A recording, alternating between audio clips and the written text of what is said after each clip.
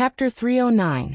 After Renbaqian and the Empress left the amusement park, they found a place to have a meal.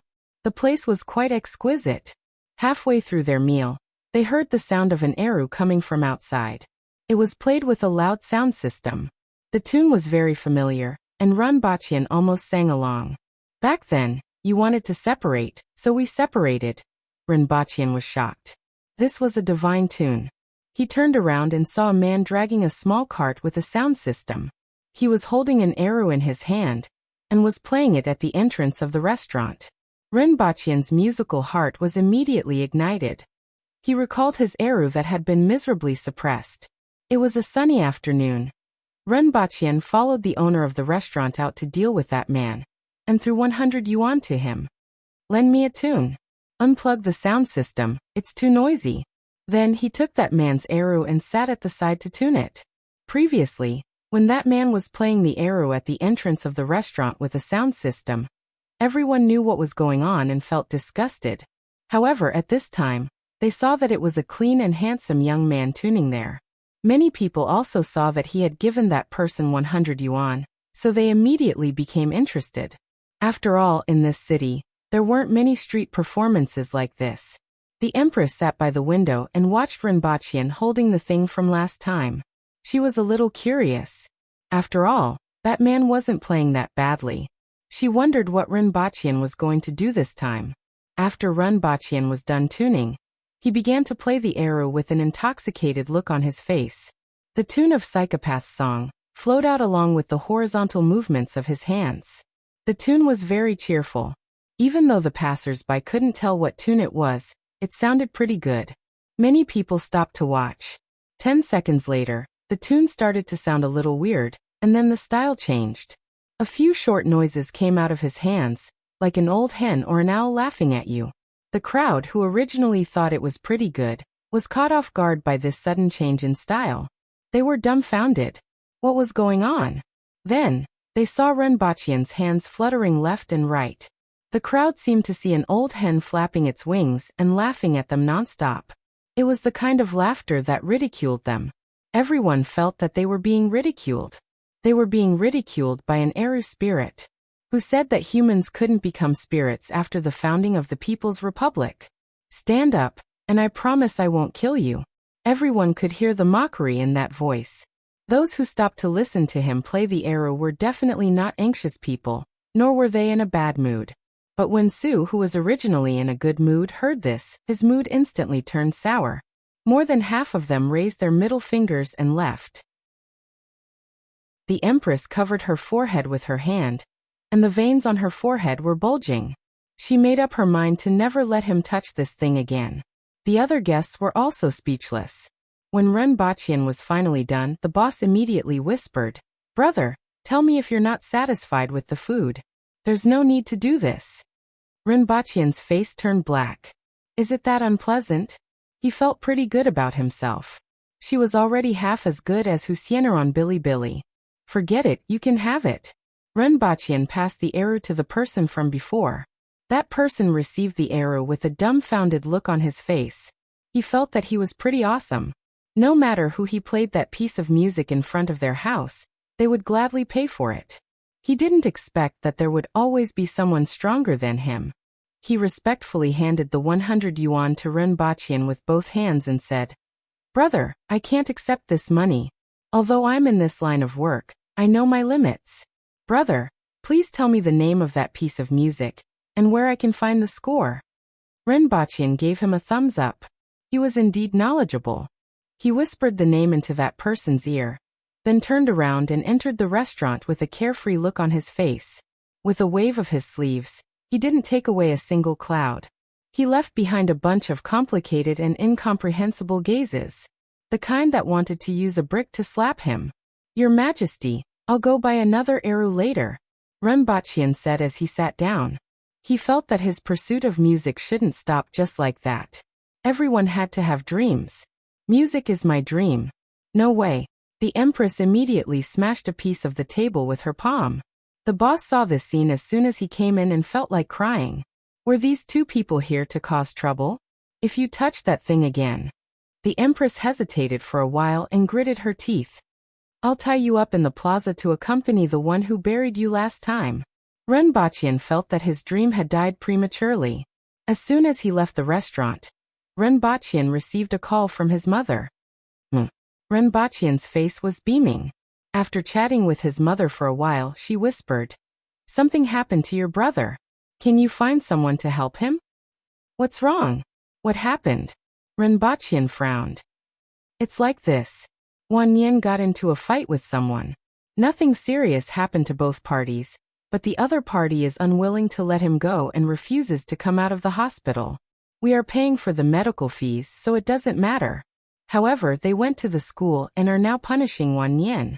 Why would the school punish Wan Nian for a fight between two people?"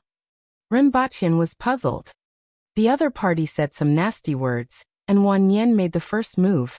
After the fight, Wan Nian's nose was broken and his face was swollen, but he didn't take it seriously.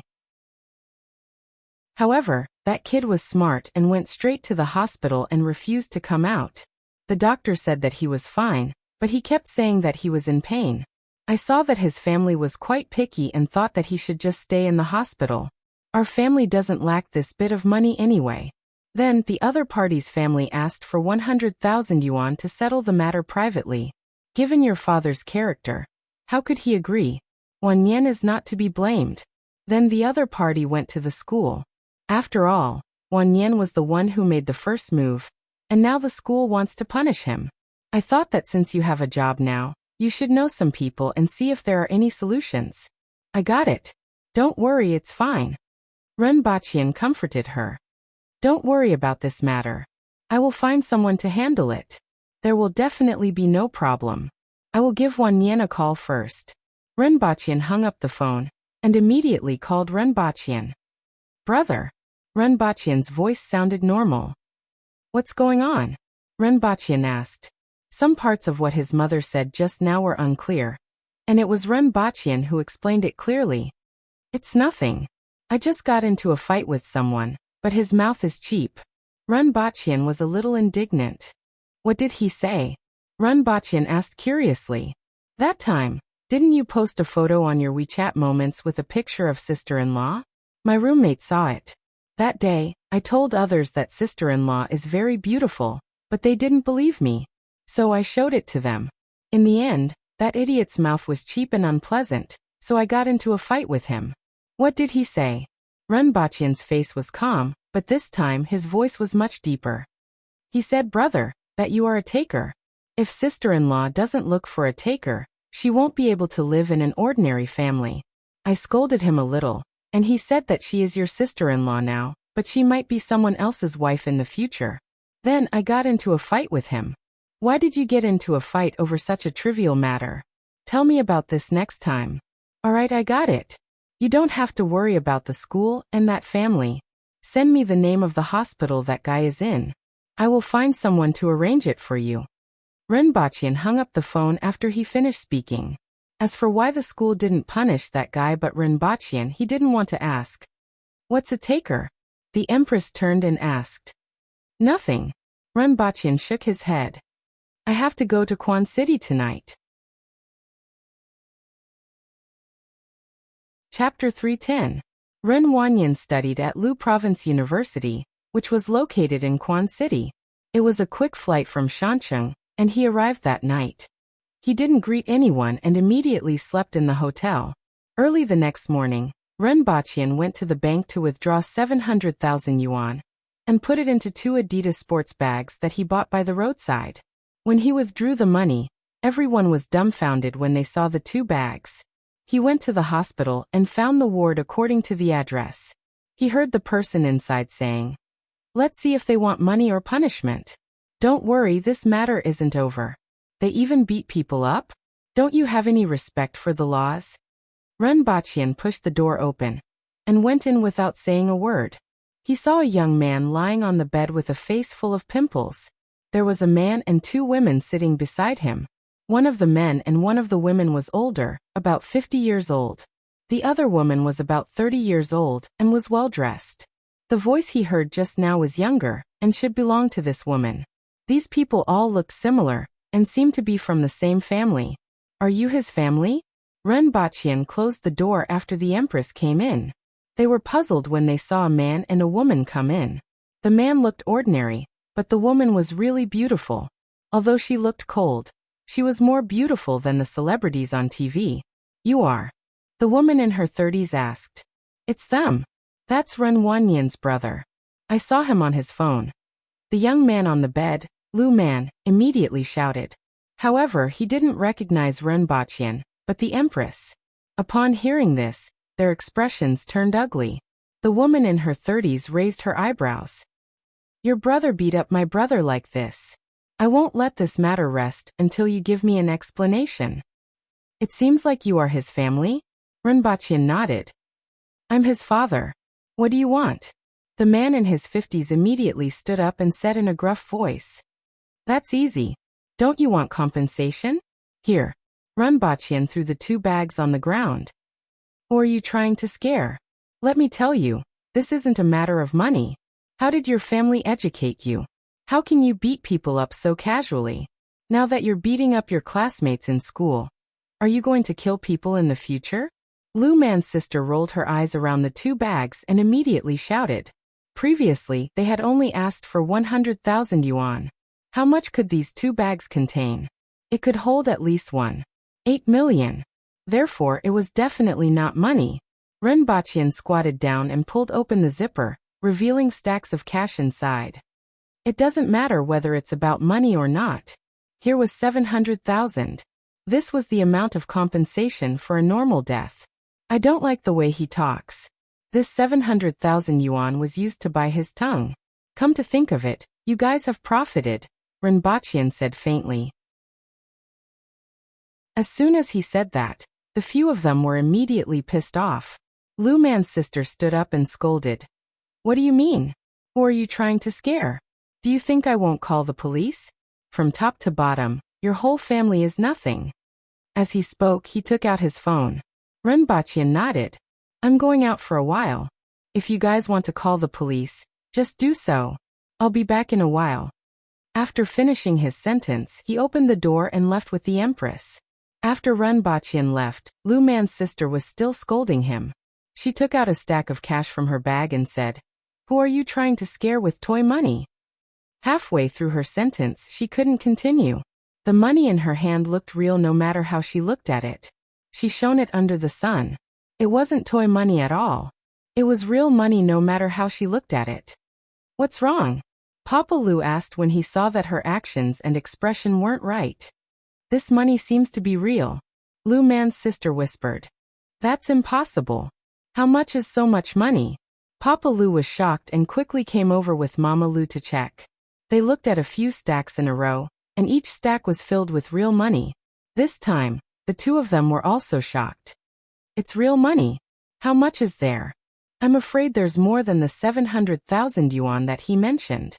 Lu Man's sister whispered. What is he going to do with so much money? The few of them were shocked. Even Lu Man, who was lying on the bed, was shocked. She rolled out of bed, went forward to take the 2 stacks of money, and found that they were all real. This time, everyone was scared out of their wits. What is he going to do? Why don't we call the police? Mama Lu whispered. Papa Lu's face began to change. Didn't you say that his family is just an ordinary person? Lu Man's sister turned her head and looked at Lu Man, feeling a little apprehensive. If she didn't know that Ren Baqian's family was an ordinary person, she wouldn't have dared to do this. His brother seems to be the only one in his family. The one just now is a businessman and has some money. Lu Man also looked perturbed. These people were all ordinary people, and at most they were a little unruly in their hometown. However, they were shocked when they suddenly encountered someone who threw 700,000 yuan on the ground and left. Even Lu Man's sister only had a few million yuan. After deducting the 2 houses, she only had a few 100,000 yuan in her hands, and most of it was in the stock market. Ren Baqian knew a few people in school and other places. He seemed to be powerful to his family, but that was all. Ren Baqian's actions gave them a fright. Lu Man's sister looked uncertain. She clenched her teeth and said, Let's wait and see what he has to say. Don't touch the money. After more than half an hour, Ren Baqian pushed the door open again. Without waiting for them to speak, he directly pulled open the 2 bags, revealing the stacks of money inside, and threw the bags on the ground. Bang! 2 consecutive sounds made their hearts skip a beat. This is still 700,000 yuan. I don't really like what you said. I will give you 700,000 yuan, and you will give me your tongue. You won't lose out. Ren Baqian pointed at Lu Man's sister. Lu Man's sister immediately exploded. So what if you have some money? I will call the police now and see what you have to say when the police arrive. Who are you trying to scare with more than 1,000,000 yuan? Look, I'm a fair person. Usually, the compensation for a death is only 700,000 yuan. I will take the compensation for 2 deaths and only want 2 tongues. Think about it yourself. Do you want to do it yourself or let me do it? If I do it, it might hurt a little, and the wound won't look so good. I will give you a day to think about it. I will come back tomorrow. Ren Baqian's face was calm, and his tone was very gentle. You can take the money. It will be yours sooner or later. Don't go, I will call the police now. Lu Man's sister immediately dialed the police number. Whatever. Do you think the police will arrest me when they arrive? Ren Baqian's expression finally changed, and he looked a little amused. Do you think you can do whatever you want just because you have some money? This is a society ruled by law. Lu Man's father, who was a wicked and troublesome person in everyone's eyes, was so flustered that he even brought the police into the picture. As for Lu Man and Mama Lu, they had long been frightened, and their faces were deathly pale. One had to know that someone who could throw away more than 1,000,000 yuan and threaten to buy tongues without batting an eyelid was definitely not an ordinary person. Even if the police arrested him in the end, they would still suffer a loss. Moreover, Ren Baqian's calm appearance was even more frightening. They had a feeling that they were in big trouble this time. Lu Man was extremely regretful. If she had known this would happen, she wouldn't have caused so much trouble. Why did she have to be so shameless in the first place? Even if they had a fight, why did she cause so much trouble? At the same time, she felt a little resentful toward her father and sister. If they hadn't kept saying that this matter wasn't over, she wouldn't have done it. Ren Baqian revealed a kind and slightly bashful smile. Someone asked me the same thing the last time. Look, I'm still standing here, which means that I can really do whatever I want. Chapter 311. The moment Ren Baqian left the hospital, those people immediately exploded. The 4 bags were filled with money. There was a total of 1.4 million yuan in them. How could an ordinary person do such a thing and say such things? How could he be easy to deal with? Lu Man's face was pale, and she was dumbfounded. What should we do, Xiaoqing? What do you think we should do? Mama Lu was frightened and didn't know what to do. Lu Man's sister, Lu Qing, was pale, but she still managed to maintain her composure in front of her family. Mom, don't say anything first. Let me make a few phone calls. Then she made a phone call and explained the situation. As for the cause and effect of the incident, she naturally sided with her family. However, she told them about Ren Baqian's attitude and the 1.4 million yuan. The person on the other end of the phone call was a grassroots cadre. He usually had some authority, but he wasn't stupid. He knew that this was a thorny matter, and anyone who got involved would be jumping into a fire pit. How could someone dare to do such a thing without some backing? Even if it was a relative who encountered such a thing, they would avoid it as far as possible, let alone Lu Qing. After half a minute of silence, he said, I can't help you with this matter. It's better for you to apologize to the other party. After saying that, he hung up the phone. Lu Qing's face was gloomy. Apologize and admit her mistake? Should she apologize and admit her mistake just because the other party threatened her? Was there still any law in this world? Judging from the other party's current behavior, he definitely wasn't an ordinary person. However, she wasn't resigned to it. Before she could make a second call, the door of the hospital room was pushed open again. 2 young men came in. We are from the security department. What did the person who came in just now say? The 2 men asked after scanning the room. Security department? The few of them were baffled. What was the security department? Here are our documents. We need your help. Tell us everything that the person said and did just now. The two men took out their documents from their pockets, opened them, and waved them in place. Although Runbachian was very important, his family wasn't closely monitored. After all, they had limited manpower and couldn't possibly use it on unrelated people. They only collected information on them from time to time. This time, before they could react, Runbachian had already killed his way to Quan City. Only then did they realize that something had happened. After understanding part of the situation through some channels, and knowing that Runbachian had just withdrawn 1 million yuan, they felt that something big was going to happen. As such, they directly went to the hospital to look for the person involved. Runbachian had just left when the two of them came in. Let me see. Lu Qing took a few steps forward and took the ID. When she saw that it was actually a square head, she was immediately shocked. Then his eyes lit up. Could it be that this person had committed some crime and was being targeted by the National Department? That person's behavior was not surprising at all. It was as if he had met his savior. You guys came at the right time. That person threatened us just now. He scared me to death. I thought there was no longer any law in this world. What did he say? The two men frowned slightly. They had a rough understanding of the situation. Some of them blamed the Lu family for being meddlesome. If it wasn't for them, how could they have caused such trouble? He now had a certain understanding of the two's personalities. No matter how his personality became like this, one thing was for sure. He was extremely troublesome. Lu Qing poured out Runbachian's words like beans pouring out of a bamboo tube. She also added oil and vinegar at the same time. She was extremely skilled at doing this. Papa Lu also added in from time to time. The two of them further exaggerated the extent of Runbachian's viciousness. Tell me, there's actually such a person nowadays? It was his younger brother who injured my younger brother. Yet he still acted like this. I thought I had returned to the old society. Lu Qing said angrily. The two of them looked at each other and said, You guys wait here. You guys want to arrest him? Lu Qing asked with her eyes wide open. At the same time, she wondered if they would take away the 1 million yuan on the ground if that person was arrested. Don't do anything else. Wait for news.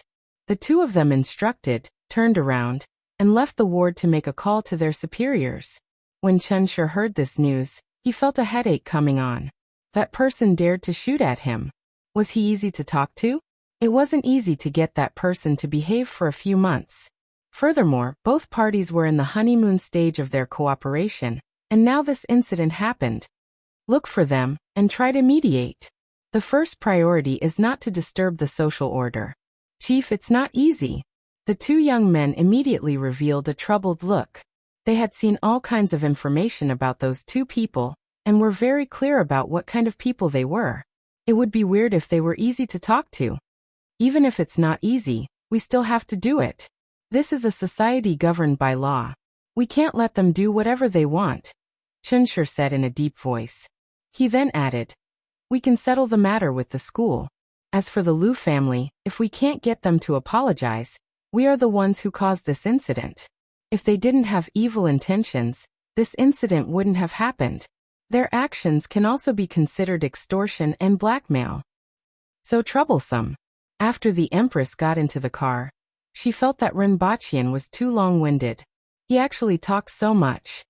We have to give the others time to react. Runbachian laughed. In this aspect, the Empress was too simple and straightforward. And then, the Empress guessed who he was talking about. She felt that many things in this world were done in a roundabout way and weren't straightforward at all. If it was in that world, she might have thought more about it. But to her, this world was like a vacation place. She didn't want to think about it at all. Then let's see if they are smart or not. Runbachian laughed. What do you mean? The Empress turned to look at him and asked. Runbachian turned to look at the Empress and moved his body closer. The Empress immediately placed her hand on his face to stop him from moving closer. However, it was very gentle. At least this time, there was no blood. Runbachian gently licked the Empress's palm. Immediately, the Empress felt as if she had been electrocuted. She quickly withdrew her hand and raised her other hand as if she was going to hit him. She waved her hand but didn't make a move. Like I said before, this is also a declaration. No one should provoke me. Otherwise, I will magnify any small matter infinitely and seek revenge for the smallest grievance. After all, I'm just one person and I can't handle so many people thinking about me. It's still okay now, but people are always insatiable. There will always be people thinking about more things. Then they will test my bottom line bit by bit and squeeze more things out of me like squeezing toothpaste. I don't want to encounter such a situation in the future. Therefore, I want to repeatedly remind them what kind of person I am. A kind person will be bullied, and a kind horse will be ridden. This saying makes sense. In this way, when they want to have crooked thoughts in the future, they will have to think twice before killing me. If they can't, they will endure it. I am so long-winded because I want to give them time to react. What happens after that? After that, I will kill them in front of them. Renbachian laughed heartily. This is what you call provocation, right? The Empress didn't feel that there was anything wrong with his attitude. If he were to be killed, so be it. If he were to be overcautious and hesitant, she wouldn't like it. However, Renbachian's actions were obviously provocative. So let's see if they are smart or not. Renbachian stretched out his index finger and lightly tapped on the Empress's lips. His next action was to tap on his own lips. This was a little fun between couples. Even though the Empress was always a little shy, this kind of action was still acceptable. Then the Empress did something unexpected. She opened her pearly white teeth and suddenly bit down. Chapter 312. Renbachian and the Empress left the hospital and went straight to Farong Street. This street was located in the center of Quancheng and was famous for its snacks. Both of them felt very excited when they arrived at this place. For the rest of the journey, both of them had a clear division of labor. Renbachian was in charge of buying while the Empress was in charge of eating. Basically, as long as there were slightly more people in front of the store, both of them would go one round. Teppanyaki super large squid, transparent shrimp dumplings, octopus meatballs, transparent shrimp dumplings, grilled cheese, smoke ice cream, fried pork tripe, rujiamo, pineapple rice. The two of them didn't care about the surrounding scenery at all. All their thoughts were on eating. Renbachian couldn't help but be envious of the Empress's appetite. The entire street was filled with food. Both of them had eaten more than 2,000 snacks that ranged from a few dollars to more than $10. Of these snacks, 99% were eliminated by the Empress. Humans were far from achieving this level of strength. It was unknown how many foodies wished to eat all over the street, but unfortunately, no one could achieve it. After eating for more than 3 hours, even though some of the dishes didn't taste that good, they were fresh. Most of them were dishes that the Empress had never seen before. This made her feel that this trip wasn't as boring as before. Just taking a stroll around here was already worth it. Even though the Empress had a good appetite, there were still some things that she couldn't eat. For example, she threw the stinky tofu to Renbachian. Since then, she consciously kept a 1-meter distance from him. She always felt that he had a stinky smell, which made Renbachian feel aggrieved. Stinky tofu tastes delicious, okay? The two of them wandered around outside as if they had nothing to do, while the others could only watch from afar. After all, there was an incident where Renbachian opened fire after being disturbed. Chunshur had a deep impression of it. If he had a choice, he wouldn't want to disturb the two of them while they were shopping. Chunshur had long sensed that these two people were just docile donkeys. As long as he did not provoke them, nothing would happen. He would just live like an ordinary person, shopping, watching television at home, going out to eat. For people like them to have superhuman strength and not stir up any trouble and keep such a low profile, it was really surprising. He had a good impression of the two of them. Sometimes, when I think about it, maybe this is how a cultivator should be. After all, the difference in their levels was too great, and their pursuits were different as well. Therefore, they did not care much about the money and status that everyone in the world pursued. However, if someone provoked them, then they would be in big trouble. He smiled faintly and said, "Although mosquitoes are small, they still have to be swatted to death." Wang Zijuan heard this and realized that it was just as he had expected. After hearing the whole story, He had already guessed that this would happen. Why don't we let them apologize to you? After all, you said that you would abide by the law after coming back. There's no need to go against your words for these ordinary people. It's not worth it for a person like you to waste your energy on these people, Wang Zijuan immediately said. Ren Baqian shook his head and said, "At that time, I said that if no one provoked me, I would definitely abide by the law. Moreover, I was already very restrained. Otherwise, I would have swatted them to death today. Isn't that simple and direct? Why do you have to say so much nonsense?" He changed the topic and said, "Actually, rather than trying to persuade me, why don't you persuade those people? It's just a tongue. What's there to be reluctant about? They won't die anyway. Keeping that thing around will be a disaster for some people. Who knows when they might die from it?" Wang Zijuan smiled bitterly and said, "You must be joking, Mr. Run. We are currently cooperating with each other, and both of us are very satisfied with our cooperation. The higher-ups also hope that we can continue to cooperate in a friendly manner, and don't want this matter to affect both of us. That's none of my business. You see, I don't lack money, nor do I lack anything else. The so-called cooperation is more like I've made a certain sacrifice for the progress of the people of the world. I've taken out something that belongs to me. Although it's in the name of cooperation, you guys have gained more than me. Oh, in that case, I'm really quite great." Ren Baqian thought about it and felt that he was indeed very great. "Look, I'm such a noble person, a pure person, a moral person, a person who has broken away from vulgar interests, and a person who is beneficial to the people." Ren Baqian was all smiles. He suddenly realized that he was actually so great, and he felt a little excited. Wang Zijuan was speechless. He really didn't know how to respond to Ren Baqian's words. Sure enough, it was as difficult to deal with as described in the information. "Mr. Run, let's talk about it. How do you think we can resolve this matter?" Wang Zijuan asked bluntly. "I want those 2 tongues. I'm a man of my word. If I say I want 2, I definitely don't want 3. If I say I want to kill their entire family, I won't leave a single one alive. Of course, this time, I'm just giving them a small punishment to tell them that they can't be too ruthless. The heavens are watching what we do. Of course, if you are willing to put them in cement cans and throw them into the river, that's fine with me. Whether it's from a legal or moral point of view, what Mr. Run is doing is illegal and too ruthless. Our duty is to protect the people. It's impossible for us to watch Mr. Run do such a thing." Wang Zijuan felt a headache coming on. Did I really go too far? Ren Baqian turned to look at the Empress with a puzzled look. If it were me, I would have smacked them to death. If anyone has any objections, I will smack them to death too. The Empress finally shifted her gaze away from the television with a look of disgust. "You see, I'm too soft-hearted."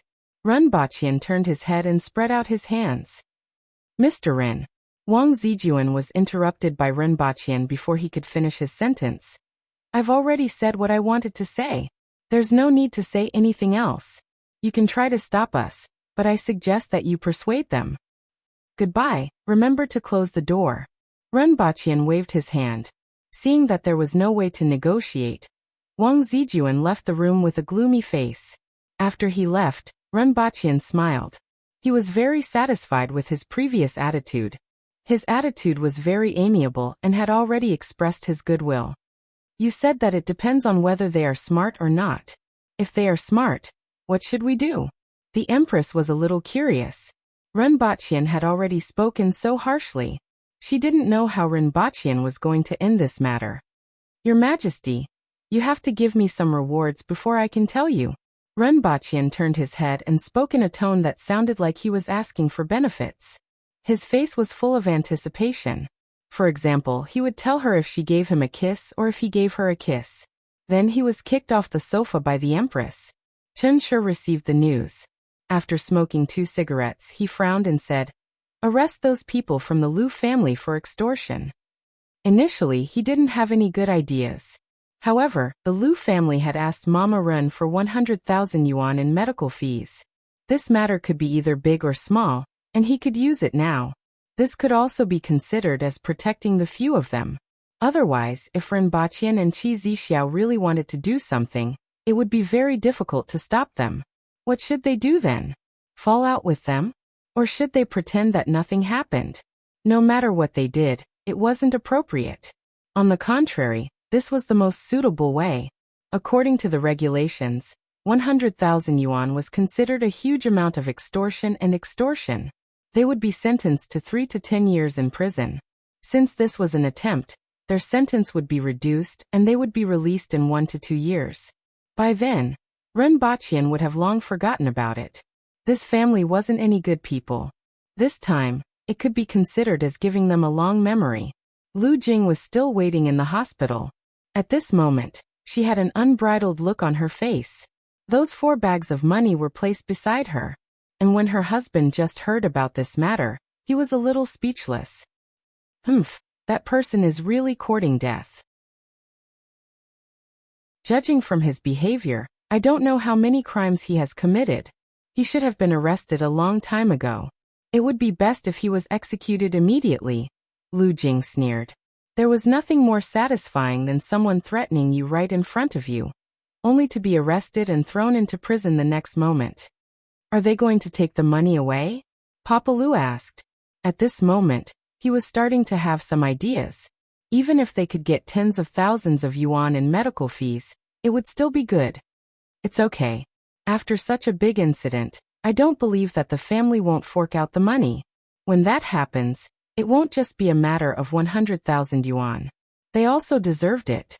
Wouldn't it be over if they settled it earlier? They insisted that I go to the school. Now the younger one is being punished by the school, and the older one is also going to jail. Lu Jing felt that she had already won, and that the Ren family was going to be in big trouble. Be careful in the future.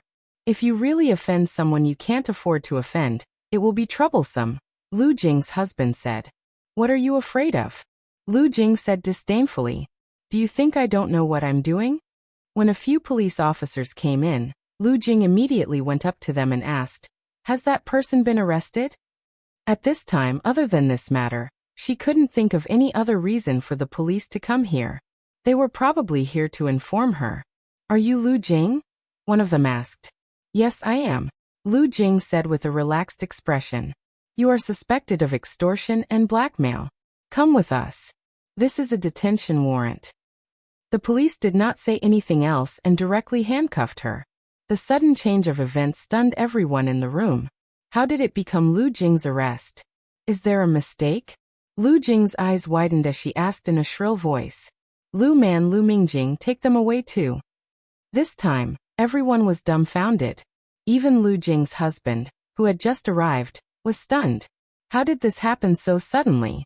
That night, when Ren Baqian received the news, he said to the Empress, see, there are always smart people in this world. I can't possibly chase them to the detention center, can I?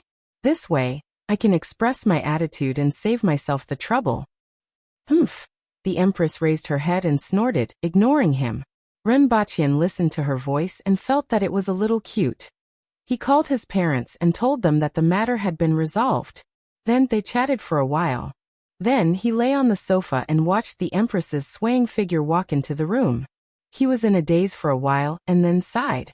Now his relationship with the Empress was pretty good. He was getting more and more familiar with the Empress's character. In some aspects, the Empress was also becoming more and more like a girl. However, the difference in strength was too big. Even if they were married now, Ren Baqian felt that he would be unlucky on the day of their wedding night. He still had to work hard. After the Empress closed the door, Ren Baqian thought for a while, and lay back on the bed to practice the visualization of wood. Once again, he appeared in the world where there was only a towering tree. The Empress heard the noise outside. She sat on the bed with a slight smile on her face. She rolled a few times on the bed, hugged a pillow, and pondered for a while before falling asleep. The night passed. Early the next morning, the two of them set off for Shurqing and conveniently displayed a wave of public display of affection on the plain. Chen Shi heaved a sigh of relief when he heard this news. Sure enough, it was as he had expected. The matter was resolved just like that.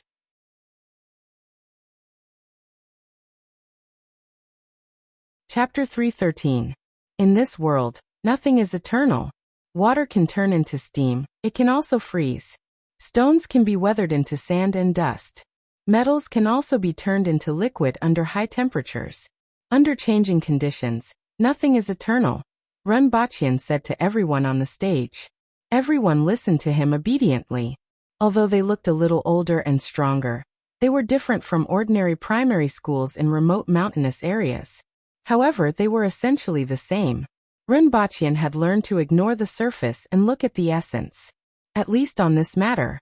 Renbachian had already started to consider whether to customize their uniforms. There were also red scarves in 1, 2, 3 stripes. However, Renbachian felt that they could be changed to 1 knife, 2 knives, all the way to 9 knives. After a period of time, everyone had become familiar with this new life and their new identities. Their interest was also aroused. After all, many of the things that Renbachian talked about were unheard of, and even unthinkable.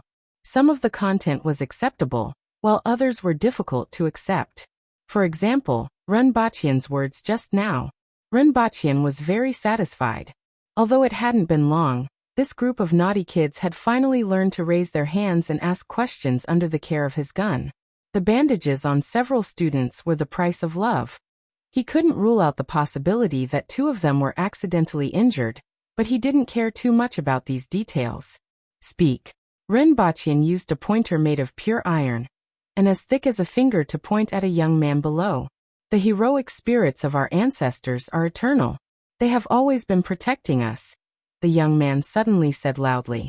Renbachian tilted his head and looked at him. His gaze made the young man feel a little uneasy and vigilant. That's right. There are still some things in this world that people can't detect, including the heroic spirits of our ancestors. Therefore, what I'm teaching now is the basic structure of the world. The things that have been discovered, and the things that are currently unknown will be handed over to you. Science is about standing on the shoulders of the predecessors and constantly discovering the unknown, not denying the unknown. I hope you all remember this. Renbachian smiled very calmly. He didn't deny the existence of those heroic spirits, just like how Earth couldn't deny the existence of ghosts. These were all unknown things that hadn't been discovered yet, but it didn't mean that they didn't exist. Just like how he had not found the reason for his transmigration, it did not mean that it did not exist. It only meant that he had not discovered it yet. Renbachian's calm smile made many of the students heave a sigh of relief. They were also somewhat elated. This was a rare affirmation from Renbachian. Tonglan supported her chin with one hand and grinned. In her heart, she was laughing at the bunch of idiots around her. The world is made up of molecules, atoms, and ions. This is the foundation of the world. These invisible molecules, compounds, and ions make up all the matter in this world. Teacher, since we can't see it, how do we know if what you said is true? Someone immediately raised his hand and asked. You can't see the molecules with an optical microscope. You need an electron microscope. If the conditions are right in the future, I will make a set for you. In addition, there are many other ways to verify it. I will explain them to you in the future, Renbachian said faintly. Immediately, someone asked what an optical microscope and an electron microscope were. Renbachian gave simple answers to these questions. Usually the physics class went well, and Renbachian was in a good mood. Therefore, the physics class was held in the first period. Today, we will do an experiment on the transformation of the structure of water. First, under normal atmospheric pressure, water will reach its boiling point at 100 degrees Celsius and turn from water into water vapor. Renbachian spoke with fervor and assurance as he placed a small pot, an alcohol stove, and a thermometer on the desk. Come, let's take a look. The thermometer has reached 80 degrees Celsius, and 100 degrees Celsius is the boiling point of water. As Renbachian spoke, everyone craned their necks to take a look. Although everyone knew that water would turn into water vapor after boiling, this was the first time such a formal experiment was conducted. Many people were very interested. Then, everyone watched as the temperature of the water exceeded 100,101,102,103, 110 degrees. Alright, it has now been proven that under normal atmospheric pressure, Water will boil at 110 degrees Celsius and turn into gas. At this pressure, the temperature of the water will also be maintained at 110 degrees Celsius. Renbachian extinguished the alcohol stove and threw it out of the window along with the pot. Teacher, you said 100 degrees Celsius just now. Tonglan's eyes were bright and full of expression. The atmospheric pressure isn't constant. It varies from region to region. Usually the higher the altitude, the lower the atmospheric pressure. Here, it's 110 degrees Celsius. You just have to remember that the higher the atmospheric pressure, the higher the boiling point, and the lower the atmospheric pressure, the lower the boiling point.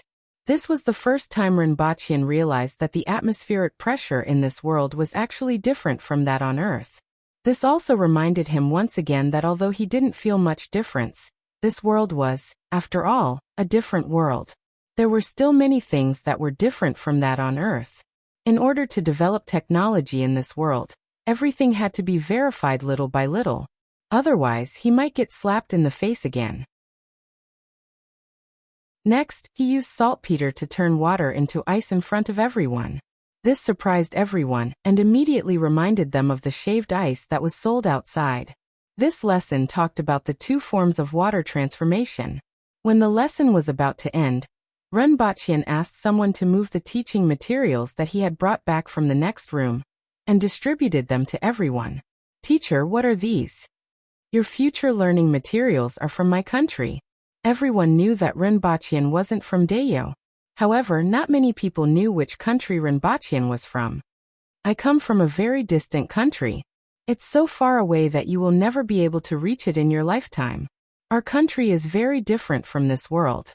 In our country, people prefer to study the nature of the world.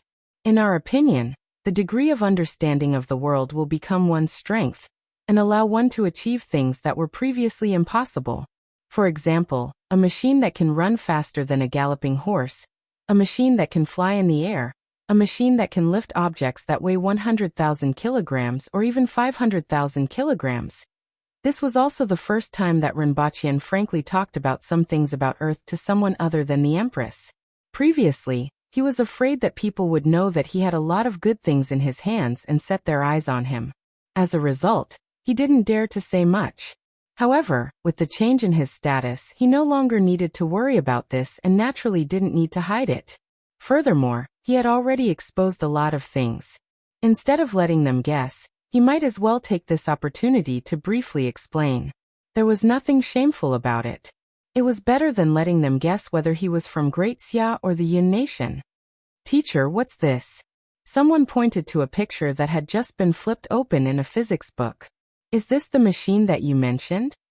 It's a high-speed rail that can travel more than 1,200 kilometers in 2 hours without any rest. A place that would normally take a few days to reach on a galloping horse can be reached in just 2 to 4 hours. If Dayo had this, it would only take 4 hours to reach Ping City from here. If anything happens, our army can reach Ping City in 4 hours. Renbachian's words caused everyone to look surprised. One had to know that it would take half a month to travel from Lan City to Ping City by carriage and 3 to 4 days on a galloping horse. If there was a war, they would be able to provide support at any time with this thing. Furthermore, battle reports could be sent back at any time. This was too valuable. Most of the people present were the children of officials. Even if they weren't very talented or reckless, they could still think of this thing. If you want to build a high-speed rail, you need a lot of things. I can teach you, but it's up to you when it can be built. Renbachian smiled. He liked to see the excitement and anticipation on the faces of these students as it gave him a sense of accomplishment. Following which, he told the students some other things. The students felt as if they were listening to a book from heaven, and all of them widened their eyes. Tonglan and Shurgan didn't get distracted and listened attentively. However, this joyous atmosphere didn't last for long. During the second lesson, Renbachian's roar was heard again. During the mathematics class, gunshots were heard.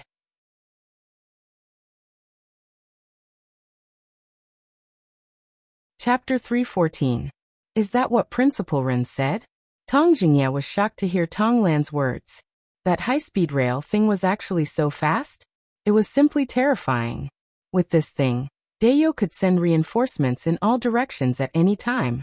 For example, they could mobilize the troops from the Protectorate of the South and the Protectorate of the Southeast to the north and send them out directly. If what Principal Run said was true, it would be close to the means of the gods. This is the thing. Tong Luan took out a book, flipped open the cover, and pointed at something for Tong Jingye to see. I don't know if he's bragging. Tong Jingye stroked his beard and looked at it carefully for a long time, firmly remembering the image. Don't talk nonsense. Principal Run is truly capable, Tong Jingye said in a deep voice. He was aware of the few things that Renbachian had done. Renbachian had the most dealings with the Ministry of Works, so he recognized him the most. Renbachian's official position had also changed.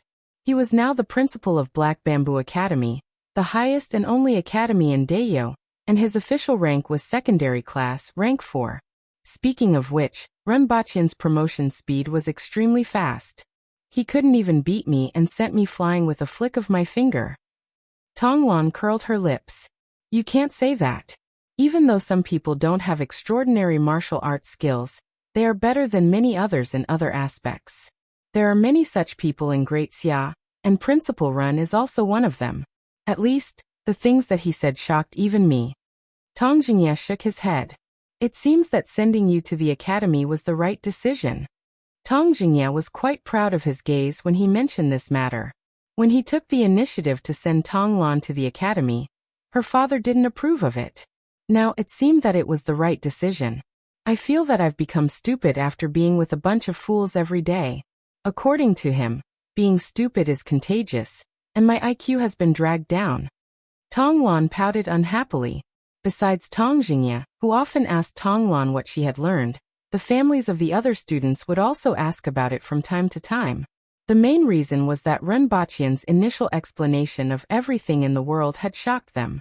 However, these days, these juniors who were sent to Black Bamboo Academy had learned a lot of strange knowledge, and no one knew if it was good or bad. Lao Lu, let's go out for a drink. In a remote courtyard of a residence, a door was suddenly pushed open, and a tall and burly young man in a robe strode in. A young man sitting at the table was tempted.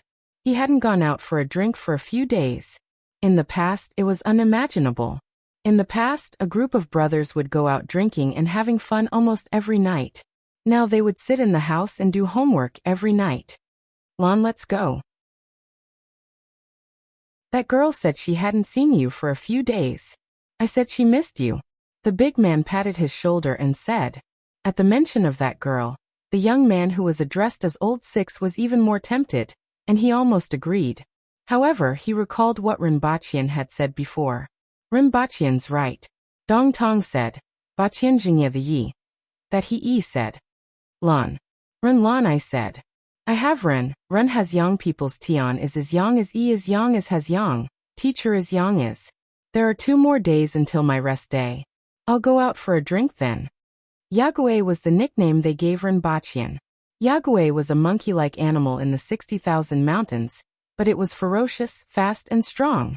In their eyes, Renbachian was similar to Yagüe. He looked thin and weak, but he was ferocious. Lao Lu, when did you become so timid? You are like a sissy from Great Xia. The burly man was surprised. Lao Lu used to be very bold, but he didn't expect him to become so timid after being sent to Black Bamboo Academy for half a month. He didn't even dare to drink, let alone do his homework. Get lost. Don't disturb my homework. Lao Lu scolded and ignored him. He continued to work on his math problems with a bitter look on his face. 3 times 9 is 18, 7 times 7 is 56. The next day. Bang. A gunshot was heard from the Black Bamboo Academy. School doctor. Su Wei shouted loudly. Coming, coming. A bald burly man, who was thinner and weaker than the aboriginals, came out of the room with a package. Bang. Before he could enter the classroom, another gunshot was heard. Renbachian cursed. I'm going to kill all of you idiots. Treat his wound first. Use the black mud cream to treat it. I will shoot him for 5 minutes today. 2 days later, the young man called Lao Lu and Du Lao Lu were sitting in a restaurant with a few friends. It had been 5 days, and he finally saw some wine. Without hesitation, he drank a jar. Ha! After drinking a jar of wine, Du Laolu heaved a long sigh of relief. Why don't you come out recently? I heard that you do something until midnight every night? A pretty young girl with a voluptuous figure said. She scolded him fiercely at first, but her words turned into curiosity at the end. Sigh. Du Laoyu's heart ached at the mention of this. Look. Du Laolu pulled down his shirt and pointed at his shoulders and arms, which were covered with pale circles that were whiter than the rest of his body. They were all done by Yagüe. Not only here, but also on my legs. Yagüe. The people around him were curious. It's the principal of the academy. Du Changkong complained gloomily about Renbaqian's atrocities. The people around him burst into laughter. Why don't you come back like Taizé? Du Laolu was silent for a while before replying. Brothers, I'm not like you. Even if my talent isn't amazing, it's still passable. In my case, I will most likely end up like what the principal said. I will be raised at home and become a good-for-nothing. At least now is an opportunity. Everyone was silent after hearing this. In fact, many people had people like Du Laolu in their families. Although there weren't many of them, everyone knew that they could often see them. It wouldn't matter if they were commoners. However, in their families, having such talent was a sin in itself. Du Laolu wasn't talented, but he was loyal and smart. Therefore, he got along well with everyone. And everyone was willing to invite him out to play. However, they also knew that if nothing changed, Du Laolu would probably remain the same in the future. Therefore, no one could refute Du Laoyu's words. Can we really learn something there? The pretty girl asked. Du Laolu nodded.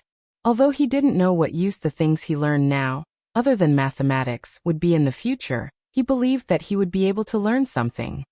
In that case, I will look for you to play on your days off. The girl smiled and her eyes lit up. Du Laolu nodded, and was very grateful for what she said.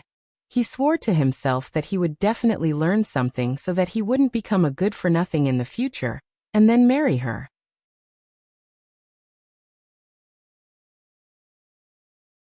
Chapter 315. There was a ripple in the air. Renbaqian appeared in Pingle Park, sitting on a mechanical monster that was made up of various metal parts, and had a wheel on each side. That's right, Renbaqian brought one back from Earth to show the students what a technological product was. Even though that bunch of idiots often made him furious, he was still very attentive. This was because he saw something in those students that he didn't have in the past. The desire to learn. The thirst for knowledge. Even though they were a little stupid and their minds were filled with muscles and sakama, at least they would do their homework every day. Renbaqian was very satisfied with this point. The motorcycle was a cruising prince. It was a Benda origin beast that was launched in China last year, and weighed more than 170 kilograms. The body of the motorcycle was compact and full of muscles. For the people in this world, it should be full of sci-fi. He took off 2 big bags and a box from the back of the motorcycle, checked them, and hung another bag.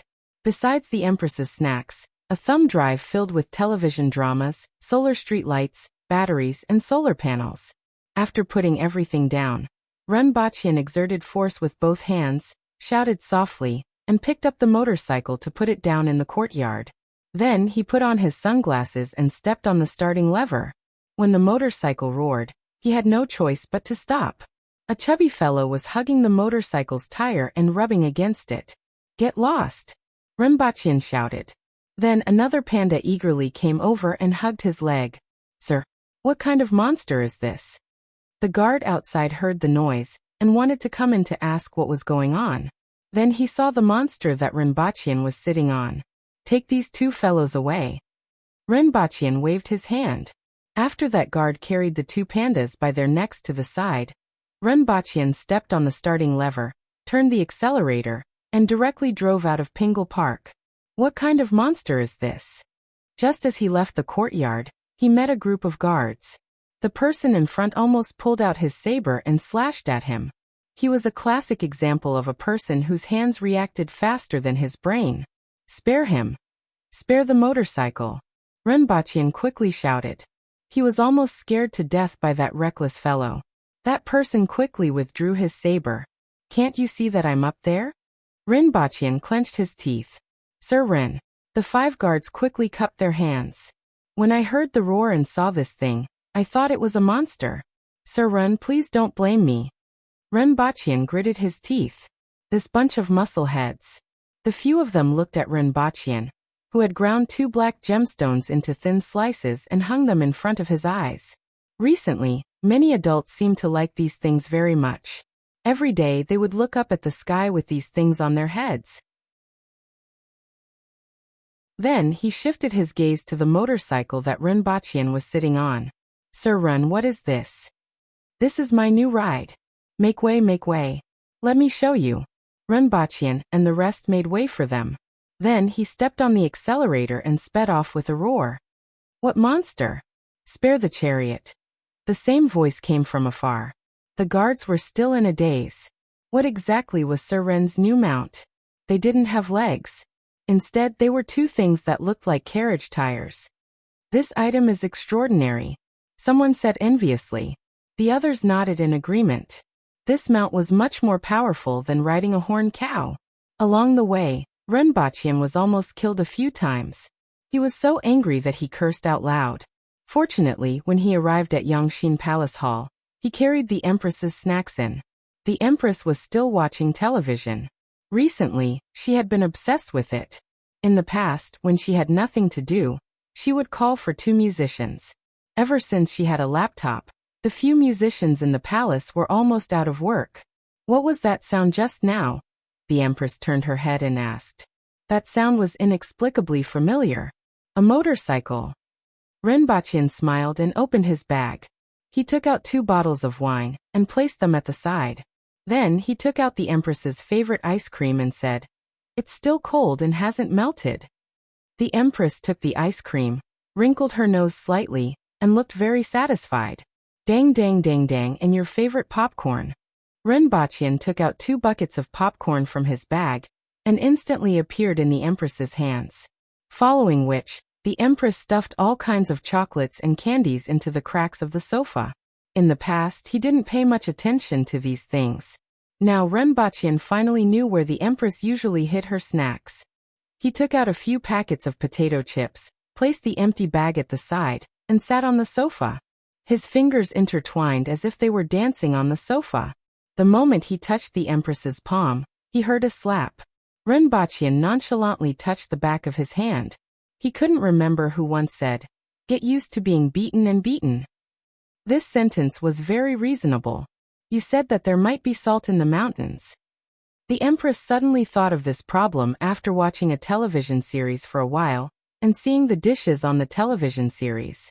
Salt was still very important to Dayo. The price of salt in Dayo had always been limited by people. Let's wait for another month. First, teach them some basic knowledge, then bring them for an outing in the mountains. Rinpoche thought for a while and said, now that he had just gotten on the right track, he really didn't want to abandon this group of students and run into the mountains. It would be better to wait for another month until the beginning of March. At that time, he would be able to demonstrate a chemistry experiment to them. Of course, the prerequisite was that the lake was as he imagined it to be. Those people in the south are being dishonest again. A few days ago, we found a lot of crossbows made in the Yun Nation, and chopped off the heads of more than 300 people. However, this matter isn't over yet, the Empress said faintly with a trace of killing intent in her voice. Rinpoche rubbed his head. He had long heard about the situation in the south from the Empress. He also had some ideas, but it required time. He still had to go and see for himself. Let's put this matter aside for now. If there are any disobedient people, we can just chop them off. In any case, we have to chop them off sooner or later. It's not a pity to chop off those fools who expose themselves so easily. The rest are those who are honest or well hidden. I will see how to deal with them when the time comes. Rinpoche was a little hesitant. Should he kidnap an elite MLM from Earth? Those guys were definitely much stronger than him in this aspect. However, that kind of person was a double-edged sword. If used well, the problem in the south would be easily solved. If not, it might cause even more trouble. Rinpoche also felt that kidnapping a monk could have the same effect. However, it was also a double-edged sword. He wondered what would happen if he set up a religion in the south. It seemed that the effect would be better, and it would be easier to control. If he combined the MLM model with religion, the effect would be fast and it would be easy to control. Furthermore, if he thought about it in the long run, this kind of religion could also dissolve the antagonism between the Aboriginals and the How Nation's immigrants. As for what this religion would become after his death, according to Rinpoche's opinion, the future generations would have their own blessings.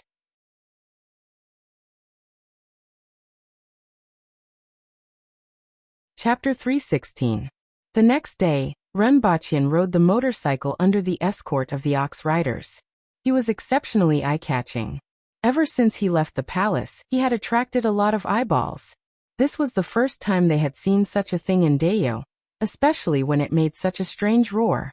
Even Su Wei and the rest would occasionally glance at Rinpoche and the monster he was riding. On this day, when the students entered the academy, they saw the strange thing standing at the side. A group of people surrounded the motorcycle and curiously touched it. It was very hard and seemed to be made of metal. However, the black color on the outside didn't seem to be a common dye, so they couldn't figure out what exactly it was. Many people would eat 2 rolls on the road and touch the motorcycle, leaving a pile of greasy claw marks. What's this? I don't know. Is it made by the teacher? This is the machine that the teacher mentioned. Look at this, it's all made of iron. It looks weird, but it's a little light. I don't know what it's used for. A student lifted the motorcycle above his head and spun it a few times before putting it back in its original position. Tongwan, what are you doing? A short person suddenly squeezed in from the crowd. After touching the motorcycle a few times, she used her fingers to scratch it. Aya, you left a mark, someone immediately shouted. A bunch of fools. This is the color of the outside. Tongwan said in disdain. She used her fingers to scratch a long mark on the motorcycle. Rinpoche looked at the group of students surrounding the motorcycle from afar and didn't mind at all. This thing was originally meant for them to broaden their horizons. During class, a student asked about it. Rinpoche casually said, "You will know later." Previously, we talked about the change of state of matter. Today, let's talk about the phenomenon of light. Turn to page XX in the physics textbook.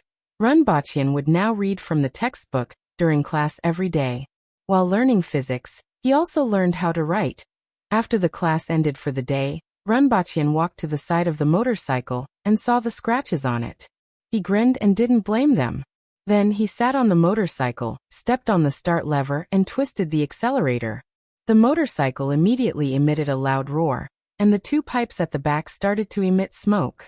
This gave the students a shock. How could this thing fart so loudly? Rinpoche then galloped away like a wild dog that had escaped its leash. The group of guards hurriedly shouted and followed him. This thing can actually be ridden, and it can even run, some students said in surprise. It seems very fun. Tonglan's eyes sparkled. She was not the only one with stars in her eyes. Many of the people around her did the same. After all, this thing was too novel. It did not have long legs, but it could still run. Riding this thing on the streets wasn't just flashy, it was simply coquettish. Rinpoche rode back to the palace in an extremely coquettish manner. A few big shots who had just come out of the palace were shocked when they saw the thing that Rinpoche was riding. Principal Run, what kind of mount is this? Tongjinya came over and touched it curiously like a country bumpkin. Where's the mouth? How do I feed it? Without waiting for Rinpoche's reply, she grabbed him by the collar and pulled him down. Then, she rode on him and knocked one of her legs on the side of the car. Why aren't you leaving? Tongjinya became curious again. Looking at Tongjiny's bumpkin appearance, Rinpoche ridiculed him with his nose in the air. After sending Tongjinya and the rest away with great difficulty, Rinpoche returned to the palace. The next morning, the students were still circling around the motorcycle like yesterday. Did Yagüe ride it like this yesterday? One of them looked outside and did not see Rinpoche. Hence, he copied Rinpoche and sat on it. What happened next? How can it move? The group of students looked at each other. They were too busy looking at this thing yesterday, and did not see how Yagüe made it move. On this day after school, All the students looked at Rinpochian with bright and piercing eyes as he rode off on his motorcycle. Did you see that? How did it move? I saw its legs move twice. It looked like it was stepping on the ground. Its wrist also twisted. First the left hand, then the right hand. It should be like this. After school on the third day, the group of students continued to watch Rinpochian's movements. It was basically the same as yesterday, and they had actually memorized all of Rinpochian's movements. Early in the morning on the fourth day, Tonglan carried her bowl and stood on the fork-horned cow. She walked while eating so that she could go to school earlier to play with that thing. When she arrived at the door, she stuck her head out and looked inside. She did not see Rinpochian, but she saw that thing in the corner. There were two bastards who were even faster than her.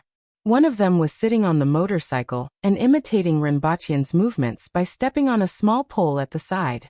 In a flash, Tonglan appeared behind the two of them and shot the person on the motorcycle into the wall. She then sat on the motorcycle and said, "I will play with it first. I will return it to you after I am done." The person who was shot into the wall was called Supeng. He got up from the ground with a resentful look on his face. In order to play with this thing, he specially came over early in the morning. In the end, it was snatched away by this girl who was only half his height. However, he could not defeat this girl. Tonglan sat on the motorcycle and snorted. Then, a smile blossomed on her face. She held onto the handlebars with both hands and kicked the starting lever with one leg. She did not kick it. Tonglan's face immediately turned green. Her legs were actually not long enough. Ha ha ha ha ha. Supeng and Du Laolu, who were dissatisfied that Tonglan had snatched the right to play this thing from them, immediately burst into laughter. It was really funny to see Tonglan's short legs kicking and kicking, but she just could not reach it.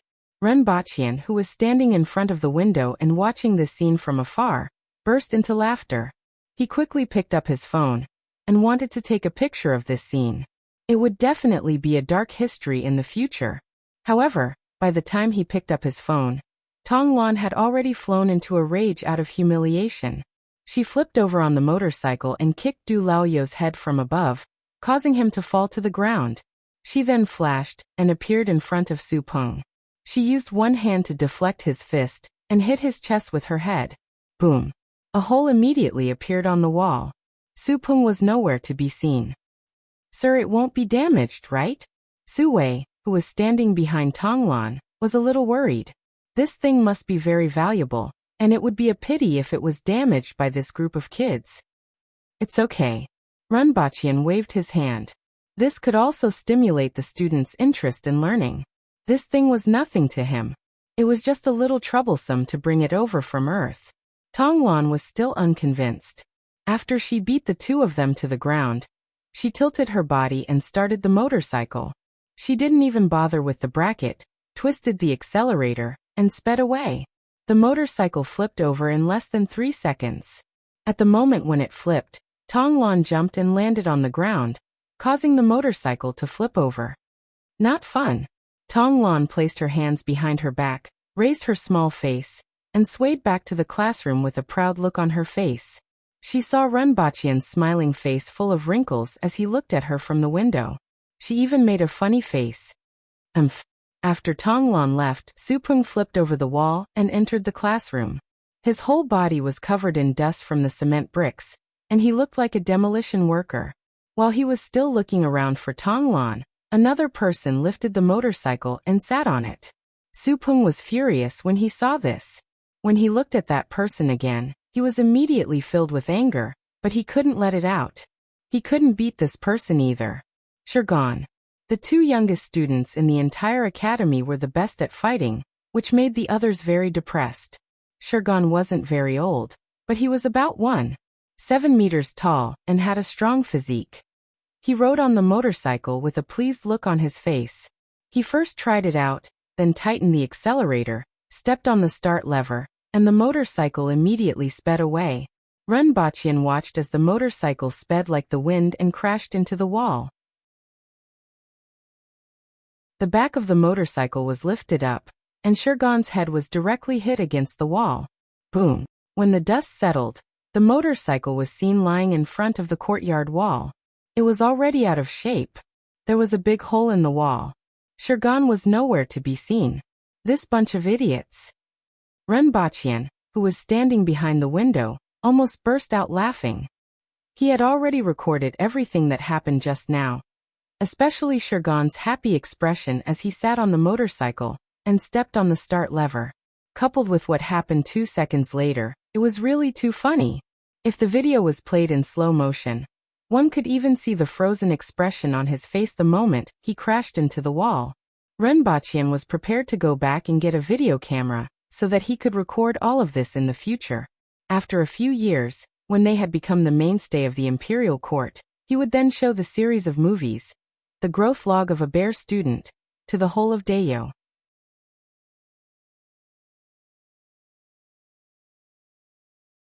Chapter 317. Tonglan, Shirgan, do the two of you have anything to say about the motorcycle? Renbachian stood on the stage and asked after the day's lessons. He broke it.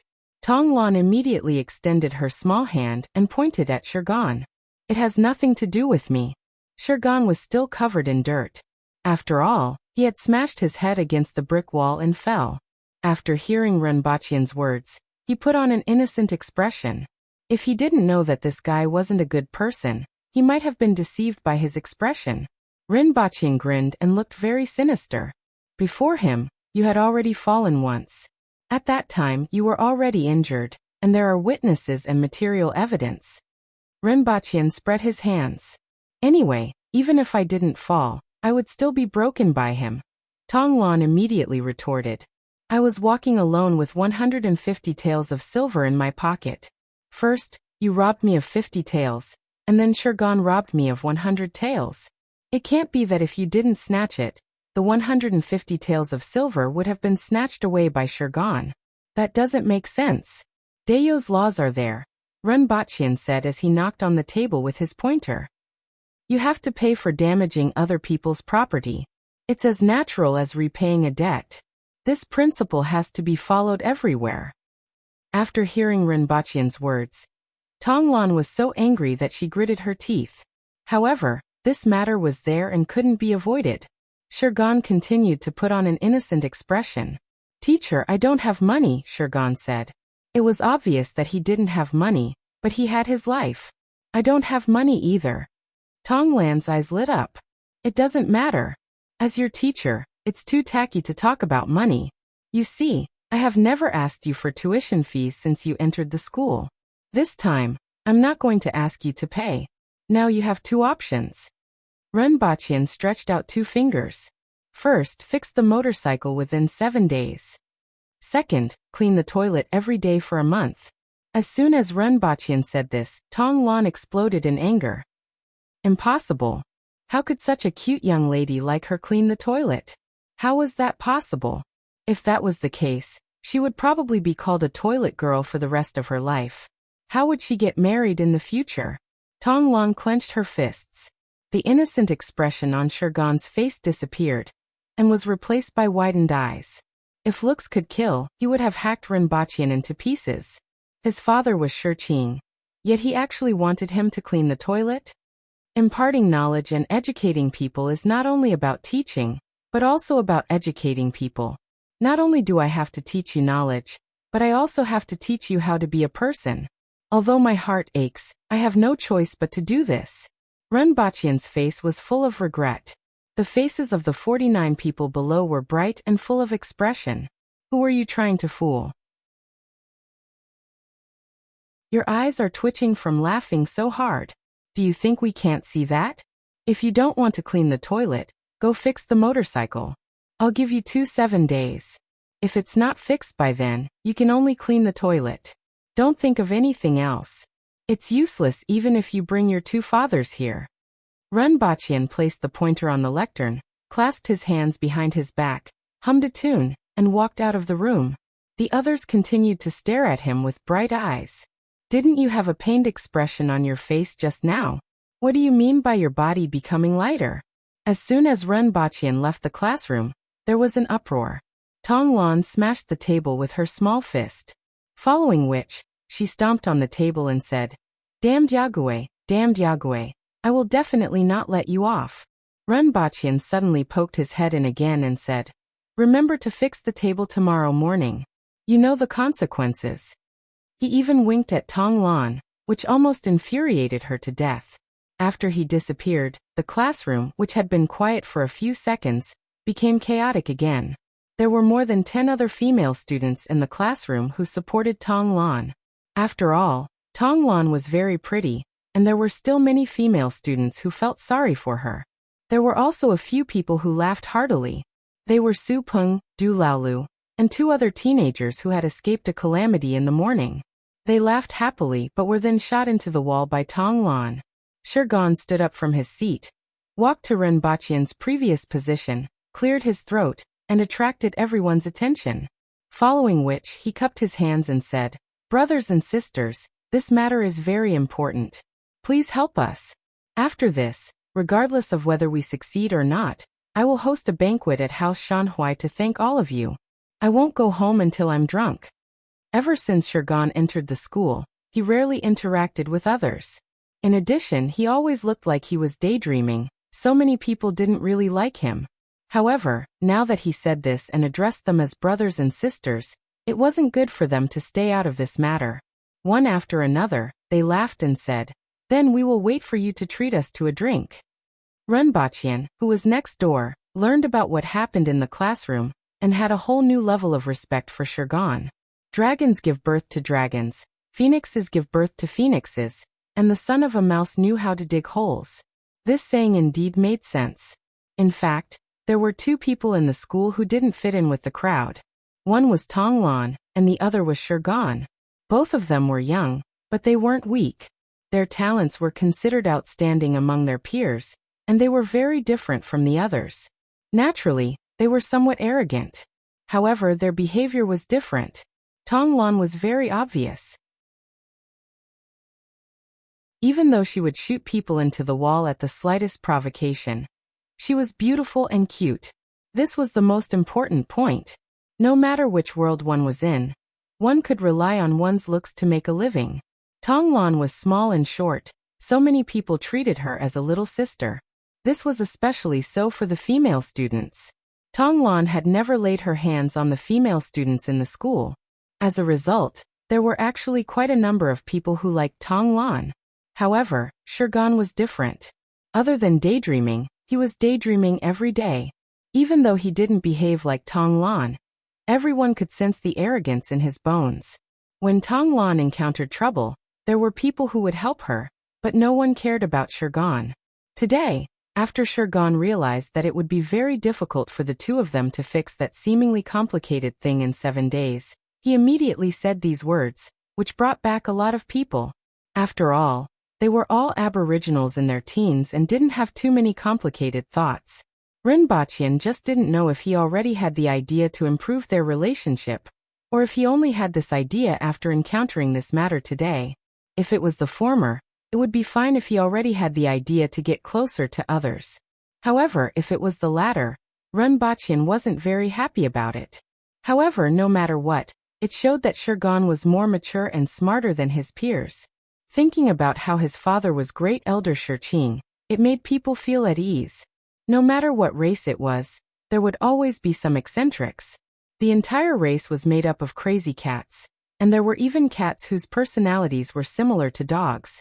For the next few days, a group of people would surround and study the motorcycle every morning and afternoon. From time to time they would hear, "This part should be straight. Bend it straight. You broke it.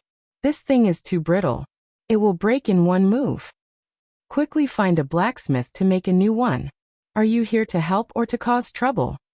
Why did you pull this off? How do we put this thing back?" There was an endless stream of similar voices. During this period, Tong Lan would snort coldly. Whenever she did something wrong, she would raise her head to the sky and snort proudly. There was also Shirgan's encouraging voice. "Brothers and sisters, you are the best. Every small step we take forward is a great victory for us." Every time Renbachyan heard something like this, he would be puzzled. Where did Shirgan learn all these from?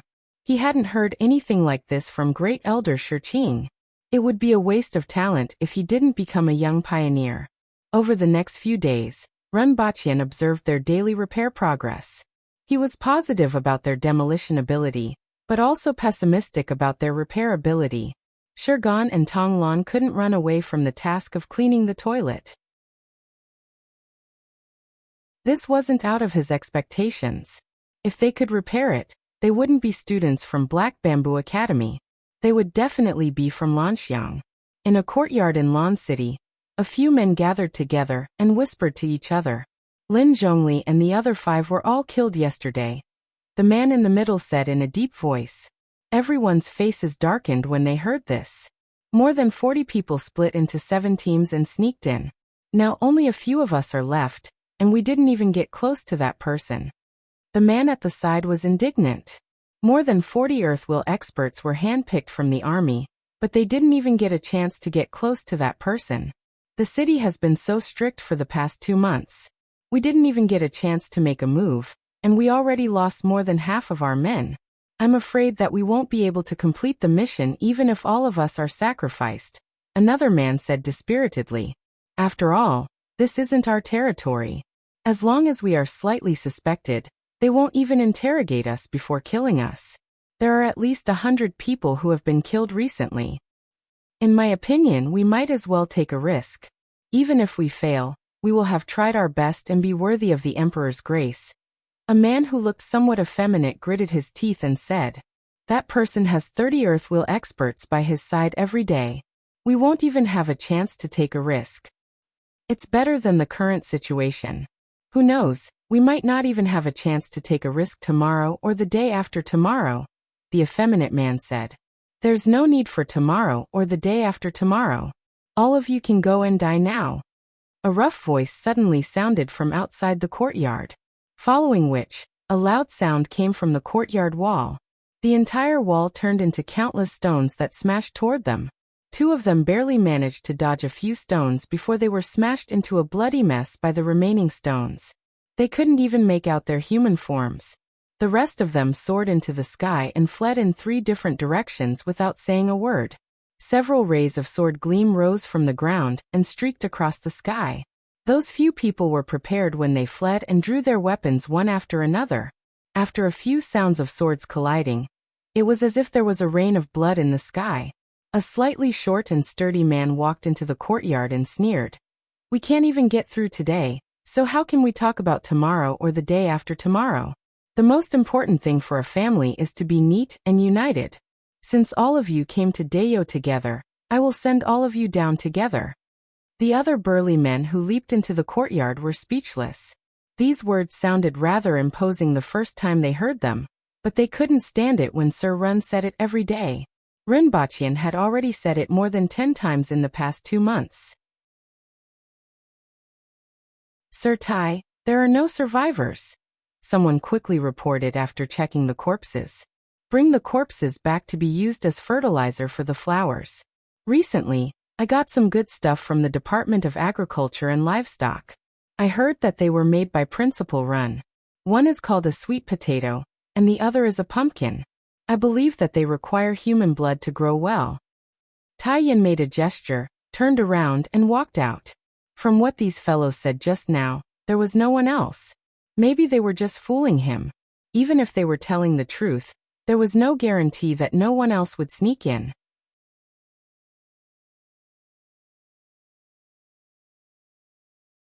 Chapter 318. A week had passed. Renbachian nodded his head in satisfaction as he looked at the tattered trailer, which was even more damaged than before. Remember 1 month. Renbachian pointed at Tonglan and Shirgan. Everyone is a brick in Dayo. Wherever it is needed, we will carry it. Regardless of your status, work hard. The pail and brush are all there. I hope the toilet will be clean the next day.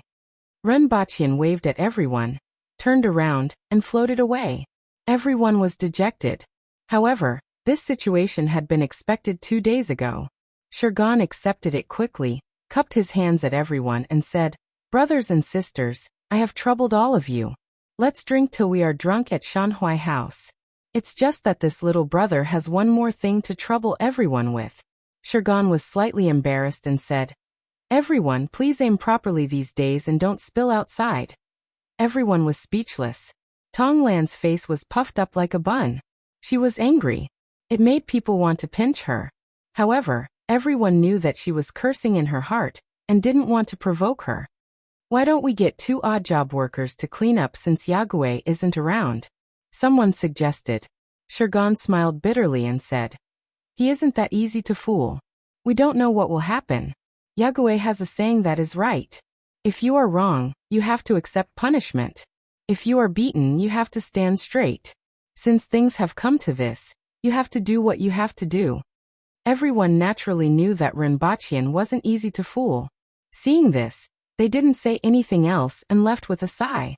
This was the first time the 49 students worked together to do something, but unfortunately, it ended in failure. The next day, Rinpochian went to the men's toilet early in the morning. It was an old-fashioned school toilet.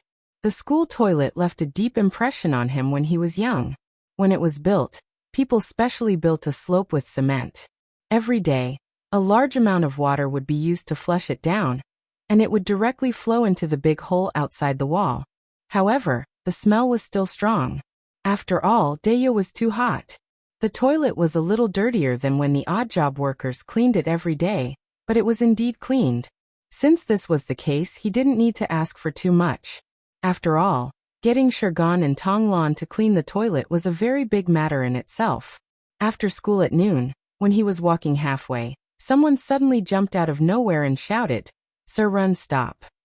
The surrounding guards were startled at first, thinking that they had encountered an assassin. They even drew their swords halfway. He took it and saw that it was the Minister of Works, Tong Jinya. Lord Tong. When Rinpochian saw the ugly expression on Tong Jinya's face, he guessed that it was probably because of Tonglan's toilet cleaning. "Sir Run, isn't it too much to ask Lan to clean the toilet?" Tong Jinya shouted. "A country has its laws, and a mansion has its rules. No matter who it is, I will treat everyone equally," Rinpochian said. "If you do this, Tonglan will be ridiculed by others in the future. Even if Her Majesty is here today, I will not let this matter rest." Tong Jinya shouted.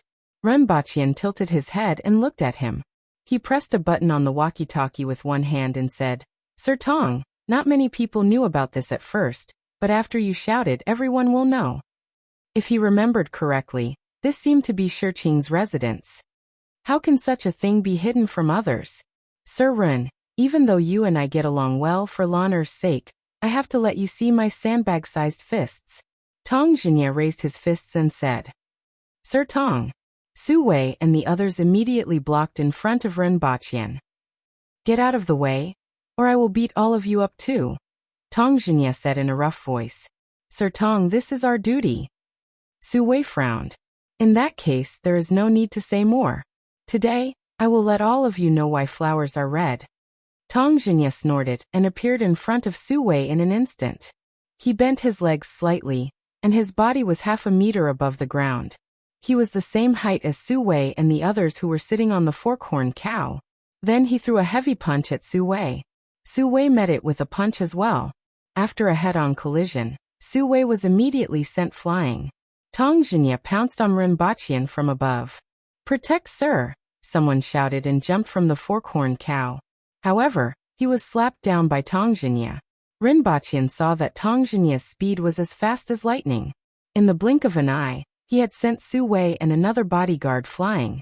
Rinpochian raised his hand and fired a shot at Tong Jinya. In any case, he knew that he couldn't hurt Tong Jinya, and was only trying to slow him down. When Tong Jinya saw Rinpochian holding a small black object in his hand, his pupil shrank. In an instant, he turned his body in the air, causing Rinpochian to miss his shot. Then he slapped the bodyguard below him down from the fork-horned cow. Using this force, he made a half-turn in the air, and pounced on Rinpochian again. "Today, I will let you know what a sandbag-sized fist looks like." Tong Jinya laughed wildly in the air. A red silhouette suddenly appeared beside Tong Jinya. Before anyone could see the red silhouette's movements clearly, Tong Jinya flew like a cannonball, and smashed into the wall of the residence next to him. He even caused half of the wall to collapse. After that blow, the red silhouette landed on the back of a fork-horned cow. She stood there with a calm look on her face. "Greetings, Your Majesty." Everyone said in unison. How big is a sandbag-sized fist? The Empress asked coldly. Tang Xinye returned to the courtyard dejectedly. Your Majesty, I want Lan to practice martial arts with him every day and teach him punches and kicks, but he made me clean the toilets. Sir Tong, a man should be clear about his actions. Even though Tong Lan accompanied me to practice martial arts, even if she didn't contribute much, she still has to be punished for her wrongdoings. This is the most basic principle. Furthermore, she isn't the only one cleaning the toilets. There's also Great Elder's son, Shurgan. Great Elder hasn't said anything yet, Rinpochian said righteously. Tang Xinye frowned and seemed to have thought of something. Then he clapped his hands in realization and said, No wonder Great Elder told me about this. Otherwise, I wouldn't have known. He actually dug a hole for me. I'll find him now and make him pay. Your Majesty, I'll take my leave first. Rinpochian's eyes were bright and full of expression. Tang Xinye, you old bastard, can you act any better? Don't be in such a hurry to leave. You still haven't told me how big a sandbag-sized fist is. I'm very curious, the Empress said faintly. Tang Xinye laughed dryly, cupped his hands and said, Your Majesty, I just saw a sandbag-sized fist. It's really powerful, and I'm very impressed. It's just that the fist was too fast, and I really couldn't see it clearly. In that case, I'll let you see it again. In a flash, the Empress appeared in front of Tang Xinye and sent him flying with another punch. Another half of the wall surrounding the Great Elder's residence collapsed. Shiqing sat in the courtyard and looked at Tang Xinye, who was lying on the ground with blue eyes. He poured himself a cup of tea and drank it before saying slowly, I won't settle the score with you for framing me just now, but you have to fix this wall, right? Tang Xinye spat.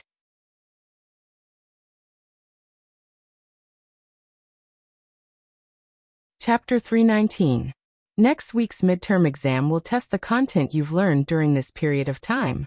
Those who pass can go on an outing with me for half a month. Those who fail can stay at home and do homework. The amount of homework will definitely be enough for you to finish until I come back. Go back and study hard. Rinpochian propped his hands on the podium and said to everyone. Then he strolled away without caring about everyone's reaction. After Rinpochian left, the classroom exploded again. What is a test? What's an outing? Everyone was at a loss as they whispered to each other. They had never come into contact with such a thing before. However, there were two things that everyone knew. First, the so-called test was definitely related to what had been taught before. Secondly, if Yagüe was not satisfied, he would be in trouble. Although they didn't know what the qualification criteria were, everyone was prepared to go back home in the next few days and review everything they had learned previously. It had been almost 2 months since school started. According to the time, it should be time for the midterm exams. It was time for Rinpochian to let them experience the kind of despair that he felt after taking an exam in school. No matter what, these students were much better than he was back then. At the very least, there were no men's singles, women's singles, or mixed doubles. However, he felt that he should go back and find an assistant. He couldn't possibly write every exam paper by himself, right? He had this idea before, but it was delayed because of the Jin family and his escape. At this time, he should find another assistant. However, Rinpochian felt that if he were to hire an assistant, there was an 80% chance that the assistant would receive a double salary. Thinking about it, it did not matter anymore. The country already knew everything it needed to know. Except that it did not know that this was an alternate world. As long as he didn't say anything, no one would notice. After all, alternate worlds and the Blessed Enclave were similar, but there were some differences in some aspects. Back then, he had hidden himself in order to divert the key point away from himself. The legend of the Blessed Enclave had existed since ancient times, and there was a specific location for it. As for the other world, the secret was on him. Other than that, there weren't many secrets that needed to be hidden. Apart from that, telling them most of it wouldn't make any difference. In any case, they couldn't come over. Moreover, he was the only one who dealt with them, so it was impossible for them to do anything to him in a short period of time. When Rinpochian returned to Yangxin Palace Hall, he saw that the Empress's face was ice cold. and her entire body was emitting an ice-cold killing intent. Your Majesty, what happened? Renbachian walked to the Empress's side and asked softly. The corners of the Empress's eyes twitched.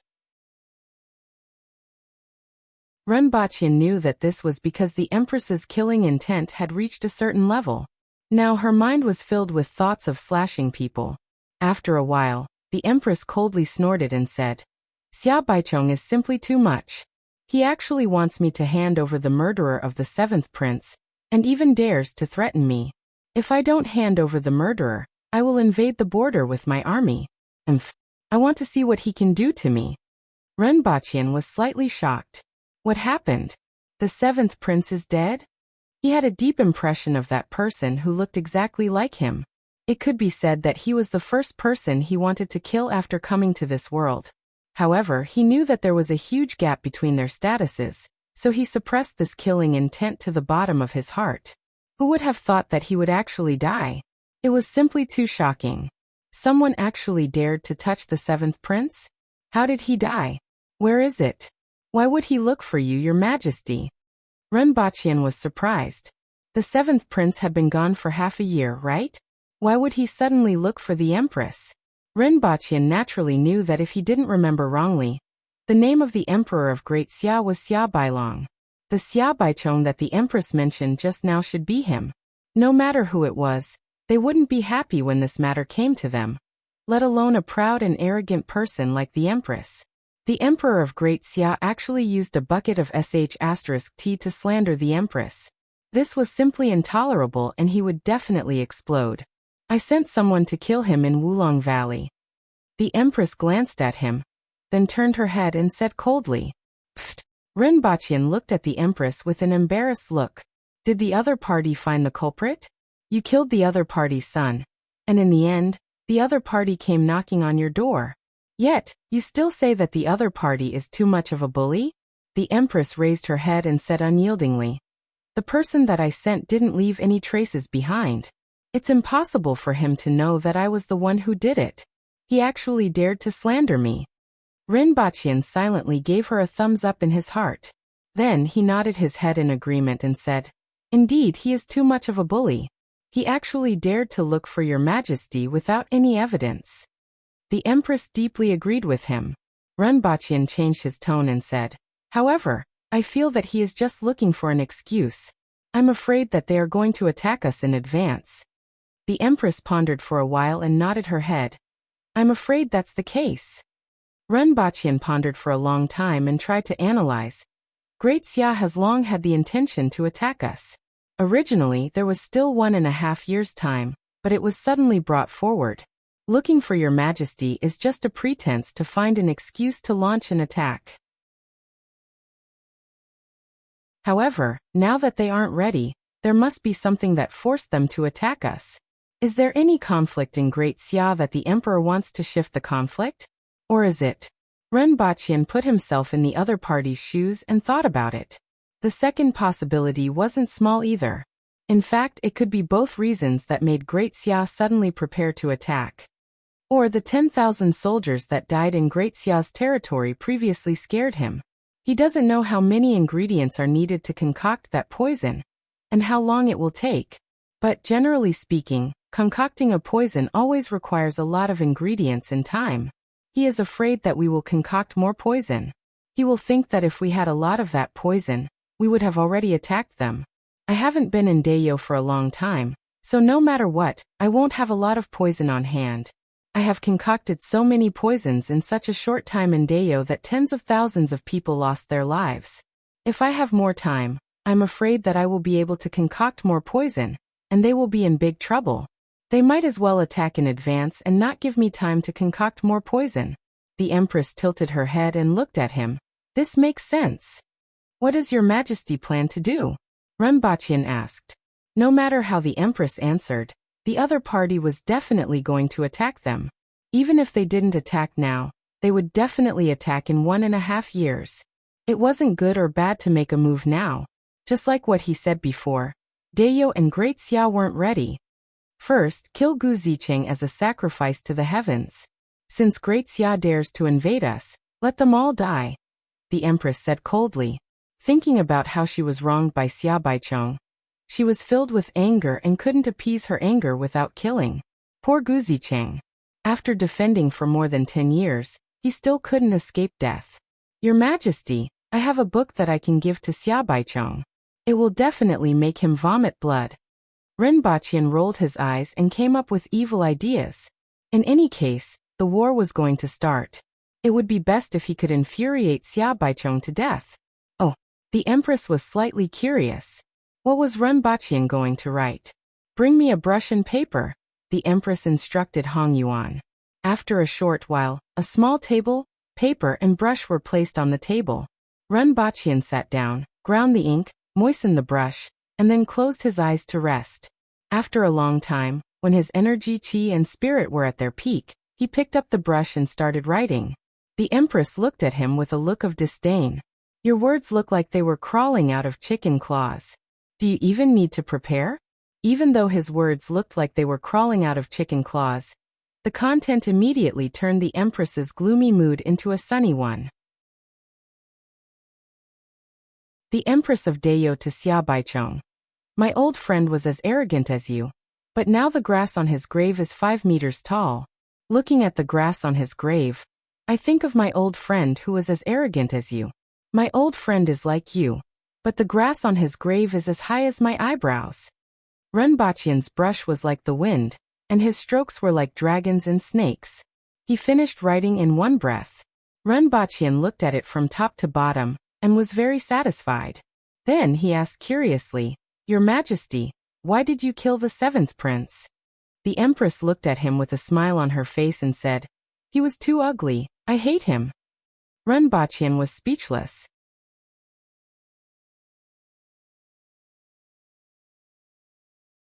Chapter 320.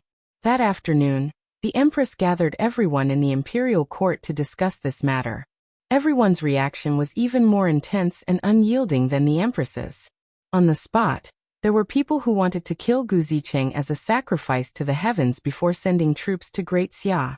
As for how the 7th prince of Great Xia died and who killed him, no one cared. There was only one thought in everyone's mind. I haven't even caused trouble for you, yet you dare to cause trouble for me? If you want to fight, let's fight. Do you think I'm afraid of you? They might as well fight their way to Great Xia and plunder. Shiqing and Kuzhai, who were more mature and prudent, only stroked their beards in silence. Great Elder, do you have anything to say? The Empress looked at the reactions of the people below her, and it wasn't beyond her expectations. To the Aboriginals, such a reaction was expected. Whoever had the bigger fist was the boss. Between the two countries, only the weak would defend themselves. I feel that we should warn the Protectorate of the North, the Protectorate of the Northeast, and the Protectorate of the Southeast, especially the Protectorates of the Northeast and the Southeast. I'm afraid that the Yun Nation and the Chun Nation will also make strange moves, so we should be on guard at all times. There was also the problem of salt. After the war, the number of salt merchants from the Yun and Chun kingdoms would be greatly reduced. Salt would probably be a big problem. Our days on the mountain will be even more difficult, Shiqing said in a deep voice. The Empress nodded her head slightly. Salt was indeed a big problem. After the war, the trade routes would definitely be affected. At that time, the amount of salt transported into Dayo would be greatly reduced. Now, it all depended on Ren Baqian's trip to the mountains. Your Majesty, instead of being on guard, why don't we strike first and gain the upper hand? We can directly invade the Yun Nation and occupy the salt fields. Then the salt problem will naturally be solved. Even if we can't, we can still plunder them. The cities of the Yun Nation can't possibly lack salt, right? Someone immediately followed up. Qin Chuan stepped forward and said. The Empress didn't say a word after hearing this. It wasn't a problem for 15,000 soldiers to block the Yun Nation, but it was impossible for them to penetrate the Yun Nation. However, seizing the cities of the Yun Nation and plundering the ironware and salt was very likely to succeed. Of course, the price was equally high. At that time, they would definitely be pincered by the Yun Nation and Great Xia. Even with Dayo's strength, fighting on two fronts at the same time was a little strenuous. Defending and attacking were two completely different things. How's the recruitment of new soldiers going? The Empress asked. Your Majesty, the recruitment has been completed. A total of 20,000 people have just entered the camp. The recruit training had just begun, and it would take at least half a year. However, I'm afraid that we don't have enough weapons and equipment. The armory is filled with rats. The last few supplies were sent to the Protectorate of the North 2 months ago. The Empress nodded and said, use the wooden saber to train first. After that, he asked Feng Ho about the forging of military equipment. Speaking of this, Feng Ho's face was filled with joy. Currently, Mount Damo produced close to 5,000 kilograms of iron every day. In less than 3 months, they had already produced a total of 600,000 kilograms of iron, which could be used to forge 30,000 weapons. Nowadays, the iron ingots that were sent to Jingtian furnace every half a month were piled up like a mountain. However, at this time, the forging of weapons depended on repeated hammering to remove the impurities, and then adding beast blood to change the composition of the long saber, so that it had a certain alloy characteristic. Even a good master could only forge 3 standard long sabers a day. Jingtian furnace had a total of more than 20 skilled craftsmen. Adding in some ordinary craftsmen, they could only produce no more than 100 weapons a day. Right now, there were about 3,000 standard longswords piled up in the Jingtian furnace. This number had already made Feng Ho overjoyed. After he said this, everyone was surprised. They didn't expect that so many weapons could be forged in just 2 months. Following that, everyone was also delighted. At this rate, they would be able to equip an army of 10,000 in 2 months. One had to know that the Aboriginals only had a total of 90,000 soldiers. With the combat power of the Aboriginals, 10,000 fierce warriors could be used as an army of 100,000 soldiers from the other 3 nations. The Empress nodded and asked, can it be faster? Feng Ho thought for a while and said, at most 150 longswords can be forged every day. This way, they could forge 4,500 longswords every month. Everyone in the imperial court was satisfied. However, the Empress still felt that it wasn't enough. Even though she didn't respond to Qin Chuan's words just now, she was really moved. Dayo lacked too many things. Especially after Ren Baqian went to Earth for so long, he increasingly felt that Dayo was lacking in various resources. In particular, to develop to the level of Earth, not only did they need knowledge, they also needed various resources. Not only did they need salt, but they also needed iron, copper, and various other metals. And a lot of manpower and material resources. She wanted to build a new city, but what could she do without money and manpower? She wanted to build roads, but what could she do without money and manpower? The palace's treasury was empty, and Ren Baqian's training could still last for more than a month. What could she do without money? Ren Baqian had thought of the same problem before, but he wanted to do it through commercial means. The Empress's idea was more direct. Rob. No one. The soldiers of the Yun nation and Great Xia, as well as those commoners, were all humans. When they were chatting, Ren Baqian mentioned that it would be best to use these people as coolies to build roads. Even though the Empress didn't say anything at that time, she took note of this matter. No money? They would have money after conquering the Yun nation. After conquering the Yun nation, they wouldn't just rob and run like before. Instead, they would occupy the entire Yun nation. As for how to manage it after conquering it, that would be a matter for the future. Wasn't there still Ren Baqian? Let him think of a way. There were more than 50 ethnic groups in their country, and he knew what to do. However, if they wanted to conquer the Yun nation, the current army was definitely not enough. Another 20,000 wouldn't be enough either. The Empress was slightly distracted on the throne. Tong Zhenye took 2 steps forward and said, Your Majesty, regarding the matter of weapons, Principal Run might have a way. He once said that there's something that can turn iron into steel, and can be made into weapons without repeated forging. Tong Zhenye's words pulled the Empress back to reality. I understand. I will ask him in a while, the Empress said. She was silent for a while, and a thoughtful expression appeared on her face. Seeing the Empress's expression, everyone kept quiet and waited for her to speak. How many soldiers do you think we need to conquer the Yun nation and incorporate it into Dayo? The Empress asked. The atmosphere in the hall froze all of a sudden.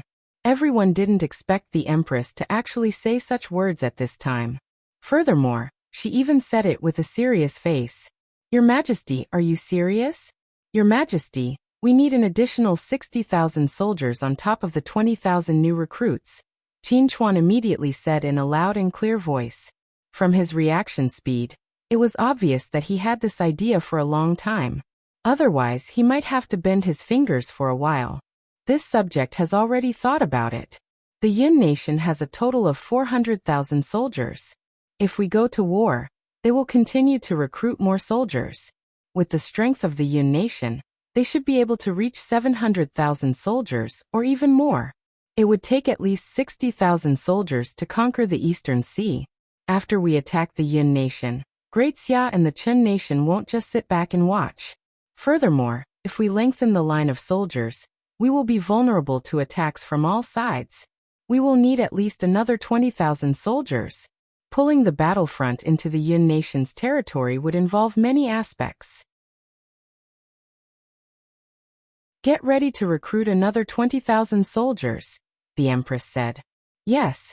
Qin Chuan's face lit up with excitement.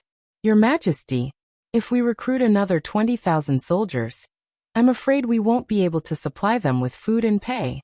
The 20,000 soldiers we have now is already the most we can do. Minister of Revenue 2-1 immediately stepped forward. The Empress propped her chin up with her index finger and said, the army's provisions are in the Yun nation, waiting for Dayo's warriors to collect them. As for food, that afternoon, the palace discussion lasted until evening. When the Empress was having her meal, she told Ren Baqian about some of the things that were discussed. Ren Baqian was immediately dumbfounded. What was going on? Previously, they were still preparing to deal with Great Xia's attack. Why were they attacking the Yun nation now? Moreover, there were so many people in the imperial court discussing it in full swing for an entire afternoon? And he basically passed? How willful are you people? How strange were their brain circuits? After a long while, Ren Baqian didn't know whether to laugh or cry as he asked, Your Majesty, are you serious? The Empress wiped her mouth, raised her head, and rolled her eyes at him. Dayo lacks iron. Even though Mount Damo's daily output of iron is close to 5,000 kilograms, according to what you said, we still lack iron. Especially in order to develop to the level of your world. The amount of resources required would not be enough even if you emptied Mount Damo. Dayo lacked iron, but the Yun nation had a lot of iron mines. Dayo lacked money, and so did the Yun nation. Dayo lacked craftsmen, and so did the Yun nation. Dayo lacked labor, and the Yun nation was full of them. The Yun nation has everything we want, so why don't we conquer it? As for military strength, there were countless fierce warriors in the 60,000 mountains. What they lacked was something else. Therefore, what they had to consider now was the lack of weapons and food. After that, you will be responsible for thinking about how to make the people of the Yun nation behave. Do you have any more questions? Ren Baqian. Your Majesty, you have evolved from buying and selling to robbing and snatching. In the past, he always felt that war was far away from him, even though he knew that Great Xia might not attack anytime soon. However, the development of the situation today caught him unprepared, and also made him realize that war was far from as far away as he thought it was. Also, Dayo really didn't lack labor as much as Your Majesty thought.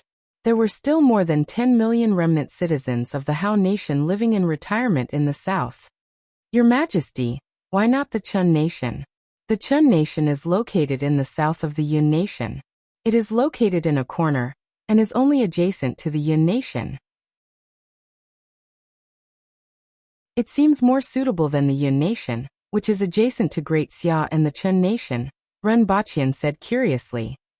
The Chun nation doesn't have as many resources as the Yun nation. Furthermore, there are too many waterways in the Chun nation. There are rivers everywhere, and as long as they break the bridges in many places, we will be delayed for a long time. Even if we occupy the Chun nation, it will be more troublesome. On the contrary, the Yun nation is a flat land. Ren Baqian finally understood. He then gave the Empress a thumbs up and praised her. Your Majesty is indeed thoughtful. While others are still thinking about Great Xia, Your Majesty has already thought about poetry and the distance. You have also made plans for the future, allowing Dayo to advance faster and faster, and laying a solid foundation for the rapid entry into the technological era. Your foresight is truly extraordinary. The Empress nodded in agreement.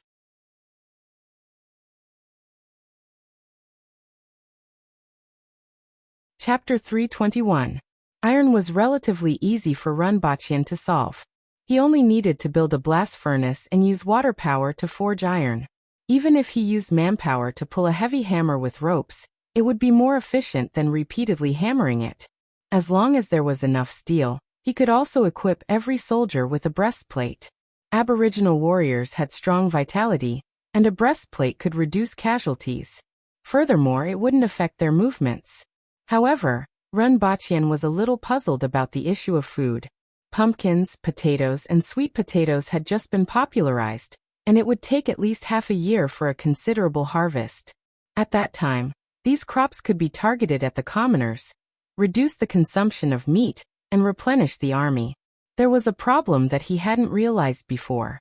For Aboriginal warriors, especially on the battlefield, they had to eat a lot of meat in order to maintain sufficient physical strength. This was because the strength of warriors came from food, and the meat of animals in this world contained the most substances that could be converted into calories. No matter how much pumpkins and potatoes there were, they couldn't be used as staple food, let alone as staple food for the army. If they only ate sweet potatoes, and pumpkins, they wouldn't be able to do anything else for the day. After breakfast, they would have lunch. After breakfast, they would have lunch. After lunch, they would have dinner. After dinner, they would have supper. In this case, there was only one way to replenish the army's rations, and that was to fish. The Aboriginals didn't eat much fish. On one hand, they were used to hunting and raising livestock and didn't have the habit of fishing. On the other hand, fish had thorns and were more troublesome to eat. Furthermore, fish weren't like livestock that could be sent somewhere alive. With Dayo's weather, they would start to stink after a day. Therefore, unless it was along the river and there was a lack of other food, fish wasn't usually on the menu of Dayo. Runbachian had an idea. The two reasons why the Aboriginals didn't like fish could be solved with one method. Canned fish, similar to canned sardines. After being processed at high temperatures, even the thorns could be chewed and eaten. This was a feasible method. There were two choices. One was glass canned food, which was easy to achieve since the glass factory was readily available. After filling a glass bottle, it would be heated at high temperatures, stuffed with a wooden cork, and sealed with wax. Although the shelf life wasn't as long as vacuum canned food, it was enough. The drawback was that it was more troublesome to transport. The glass bottle was too heavy, and the canned food had to be packed with layers of grass. Otherwise, with Dayo's roads, it would only be glass shards. The other one was tin cans. However, Runbachian did not know if there were any tin mines in Dayo. What's more, making a tin can didn't just require iron and tin. It also required many other techniques. When the Empress saw that he was frowning, she asked him about it. He then told her about his idea of making canned fish. After hearing this, the Empress wrinkled her nose slightly and seemed to be somewhat happy. This is a good idea. Glass cans will do. You can make them bigger. I always felt that the cans on your earth are too small. They can't even be eaten in one bite. Runbachian clapped his hands and said, "Yes, we can make them into glass barrels or terrariums. Make them thicker, and it will be easier to manufacture and transport them. Your Majesty is indeed talented, to be able to think of such a good solution in such a short time. I didn't expect it." The Empress snorted happily and tilted her head up slightly.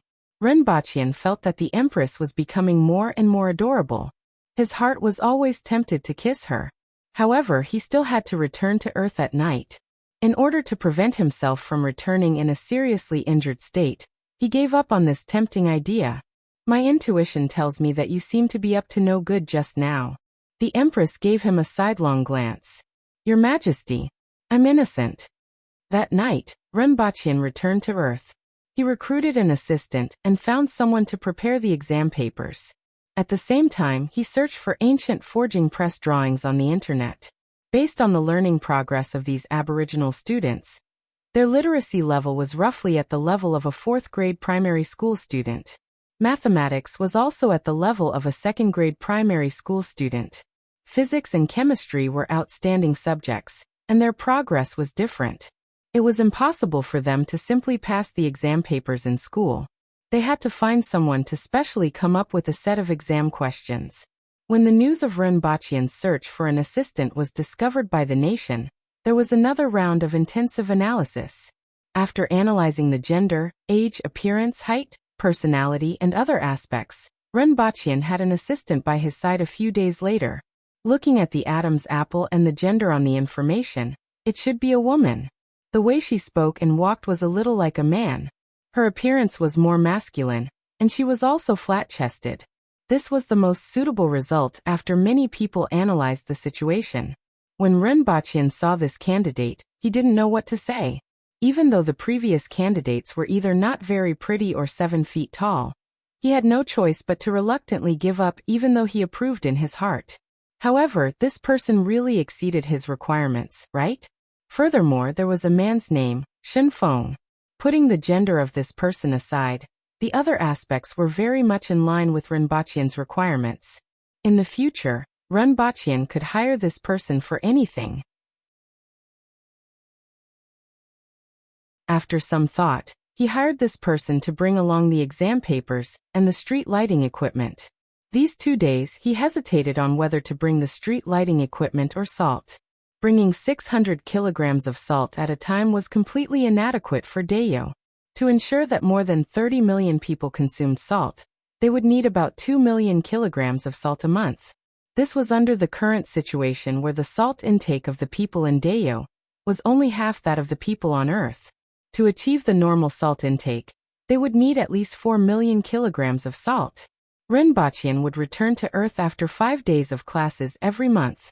At most, he would only need 2,600 kilograms of salt, which wasn't very meaningful. It was better to set up the street lamps in the palace first.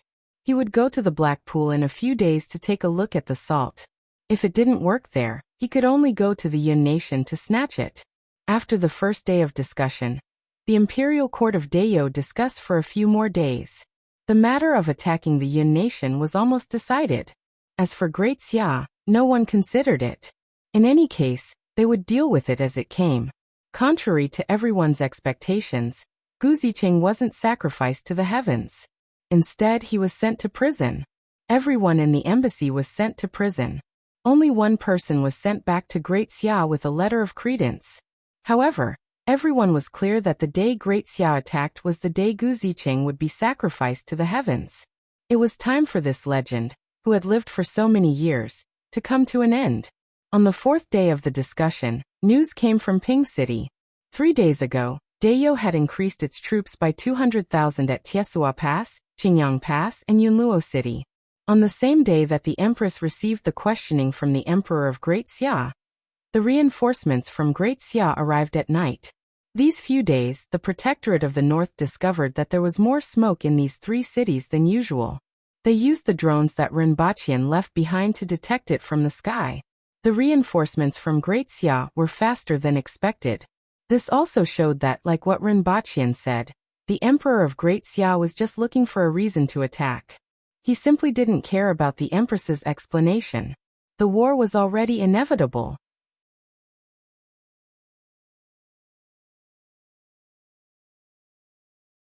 Chapter 322. Look at your own papers.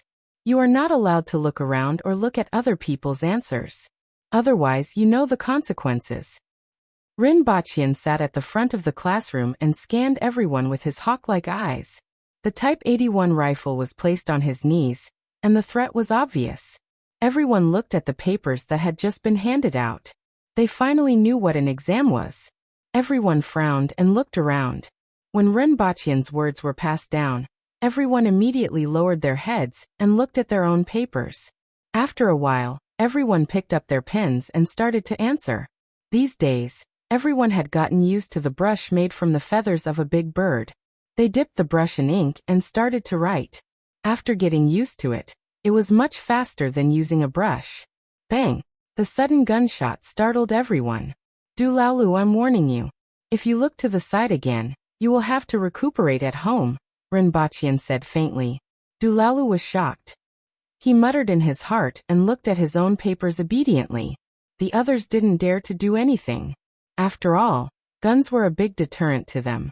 Even though they wouldn't die, it was still very painful. After an hour, the alarm clock that Rinpochian placed at the side suddenly rang, giving everyone another shock. This was also the first time they saw an alarm clock. Time's up. Hand me all the papers. Rinpochian patted the desk beside him and said to everyone. After everyone handed in their papers, he took the papers and left. After he left, everyone started to ask each other, what's the speed at which sound travels? What's the melting point of iron? Does a convex or concave lens emit light? Rinpochian first sent the papers back to Pingle Park. Along the way, there were already many thick wooden pillars erected on both sides of the road. They were about 6 meters tall, and every pillar was about the same thickness. After the bark was peeled off, a layer of plant sap was applied to the pillars, which had a certain antiseptic effect. In addition, the wood itself wasn't easily eaten by insects, so it should be able to be used for a few years. These pillars had just been installed, and the street lamps hadn't been installed yet. The batteries and street lamps that were brought here weren't enough to install all these. When Rinpochian arrived at Yangshin Palace Hall, he saw a few boxes on the ground. A few craftsmen were already waiting at the side. Rinpochian first taught these craftsmen how to connect the solar panels to the batteries and light bulbs. Even though they didn't know what they were used for, they did a good job under Rinpochian's instructions. First, one of them leaped to a height of more than 2 meters. Then they climbed to the top like apes, clamped their legs on the wooden pillar, and used a rope to hang the solar panel, battery bulb, and lampshade from the basket up. Then they began to install it. After they were done with their act, Rinpochian climbed up to take a look. Surprisingly, their act was pretty good. At first he was a little slow, but after a few sets, he became more and more proficient. Rinpochian felt that the learning ability of these craftsmen was much better than that of the idiots in the academy. 20 sets of street lamps were installed in one afternoon. 6 of them were installed in front of the Yangshin Palace Hall, and the rest were installed on the road leading from the Yangshin Palace Hall to the Pingle Park. Rinpochian hoped that this section would at least light up first. After he was done with all these, he entered Yangshin Palace Hall to accompany the Empress and wait for nightfall. Are you going to the mountains in a few days? The Empress asked. Yeah. Salt is a big issue. I will solve it this morning. If I can't solve it, I will think of other ways as soon as possible, Rinpochian replied. He wasn't sure if they could produce well salt, but he had to give it a try. Oh. The Empress nodded her head and didn't say anything else. However, from tonight onwards, the outside of Yangshin Palace Hall will always be lit up. When your Majesty goes out to look at the stars, you won't need to carry a lantern anymore, Rinpochian said with a smile. Speaking of street lamps, the Empress was a lot happier. Even though there were still various differences between Dayo and Earth, she still had to take things step by step. Looking at the gradual changes in the palace and the students learning the things that Rinpochian taught, she felt that she would be able to see Dayo become as prosperous and beautiful as Earth in her lifetime. Great Xia sent out their troops today, the Empress said casually. So fast. Rinpochian was a little surprised. It had only been a week since the last time the Emperor of Great Xia questioned them. Great Xia couldn't wait any longer. Since they have already decided to fight and are ready, they naturally won't delay. The Empress wasn't surprised. In the afternoon, 150,000 soldiers from Tiesua Pass were arrayed in front of Ping City. There were also catapults and other military equipment. However, General Hongwu said that their target might be Shun City and Ziyue City. He has already ordered them to strengthen their defenses and be careful of night attacks. As for the specifics, we will know tomorrow, the Empress said faintly. These few days, Rinpochian had been looking at the maps of Dayo and Great Xia. The cities and checkpoints adjacent to Dayo were mainly these: Tiesua Pass and Ping City, Qingyang Pass and Shun City, Yunluo City and Ziyue City. Of course, there were also large plains, mountain ranges, and valleys that connected the two countries. However, these were the main places. If they didn't destroy these 3 places and came from other places, it would be very easy to be blocked. Furthermore, the logistics would also be difficult to sustain. Therefore, if their target was the whole of Dayo, they had to destroy one of the cities to ensure a smooth route. General Hong Wu should be able to stop them, Ren Baqian said. Ren Baqian didn't know much about Hong Wu, but he had been stationed at the border for decades and had an extremely high reputation. His knowledge of military strategy wasn't comparable to that of ordinary people. He still had 30,000 Aboriginal warriors in his hands, as well as drones, binoculars, and walkie-talkies provided by Ren Baqian. Presumably, it shouldn't be a problem to stop the Great Xia army for a short period of time. The Empress nodded and said, "That's natural." Her tone was full of trust for Hong Wu. After the 2 of them had dinner, Ren Baqian heard a small commotion outside. He turned his head and saw that the sky was already dark. However, it was different from the darkness of the past. There was still a certain amount of light, and he knew that the street lamps were sufficient. "Your Majesty, let's go out and take a look. The starry sky tonight must be exceptionally beautiful." Ren Baqian extended his hand and invited the Empress. "All right," the Empress replied with a smile. Ren Baqian took the opportunity to hold the Empress's hand and walked out. At this moment, both of them could see the light coming from outside. When they left Yangxin Palace Hall, they saw that the guards outside were looking up in a daze. They were practically unable to close their mouths. Previously, when these pillars were installed, no one expected them to have such an effect. After the sky turned dark, they actually lit up automatically. Furthermore, the lanterns that were commonly used in the palace couldn't be compared to them. At this moment, there were 12 wooden pillars erected in the courtyard outside Yangxin Palace Hall. 6 of the wooden pillars were emitting a white light that illuminated the surrounding scenery. Although it wasn't as bright as daytime, the courtyard was still rather clear. Cough. Ren Baqian coughed, and the 4 guards outside finally reacted. They turned around and greeted. "Greetings, Your Majesty." The Empress nodded slightly and didn't say anything. She allowed Ren Baqian to lead her under the street lamps. Ren Baqian led the Empress out of the courtyard of Yangxin Palace Hall. There were still 2 rows of street lamps outside, but only 1 row was lit. The 2 of them walked on this path. 2 figures, one in black and one in red, slowly moved forward. Ren Baqian was in a good mood. Dayo also had street lamps. Although they were now brought over from Earth, they would be made by Dayo sooner or later. "The starry sky tonight is exceptionally bright," Ren Baqian said with a smile. The Empress turned her head to look behind her, then looked in front of her and said, "It's only this distance." The distance between the 2 street lamps was 60 feet, which was about 20 meters.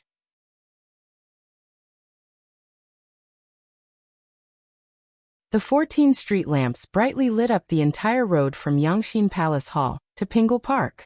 Many people in the Imperial Palace stared blankly at the road, which had suddenly been lit up from afar. However, the other places were still in complete darkness. Very soon, it will cover the entire palace. Then one day it will cover the entire Dayo, Ren Baqian said with a smile.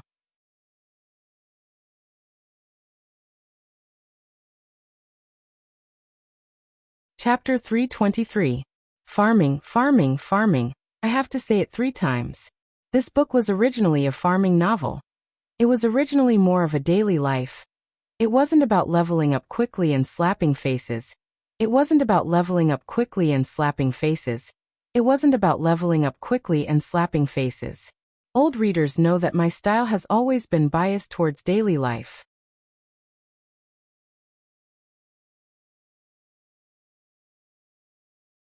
Chapter 324. It was nighttime. Ziyue City was 150 kilometers away from Ping City, and it was located on both sides of Ping City. The population was only tens of thousands of people, and the city walls were 5 meters tall. It wasn't considered a tall city, and it was considered short compared to ordinary border cities. However, over the past few decades, this city had been firmly guarding this line.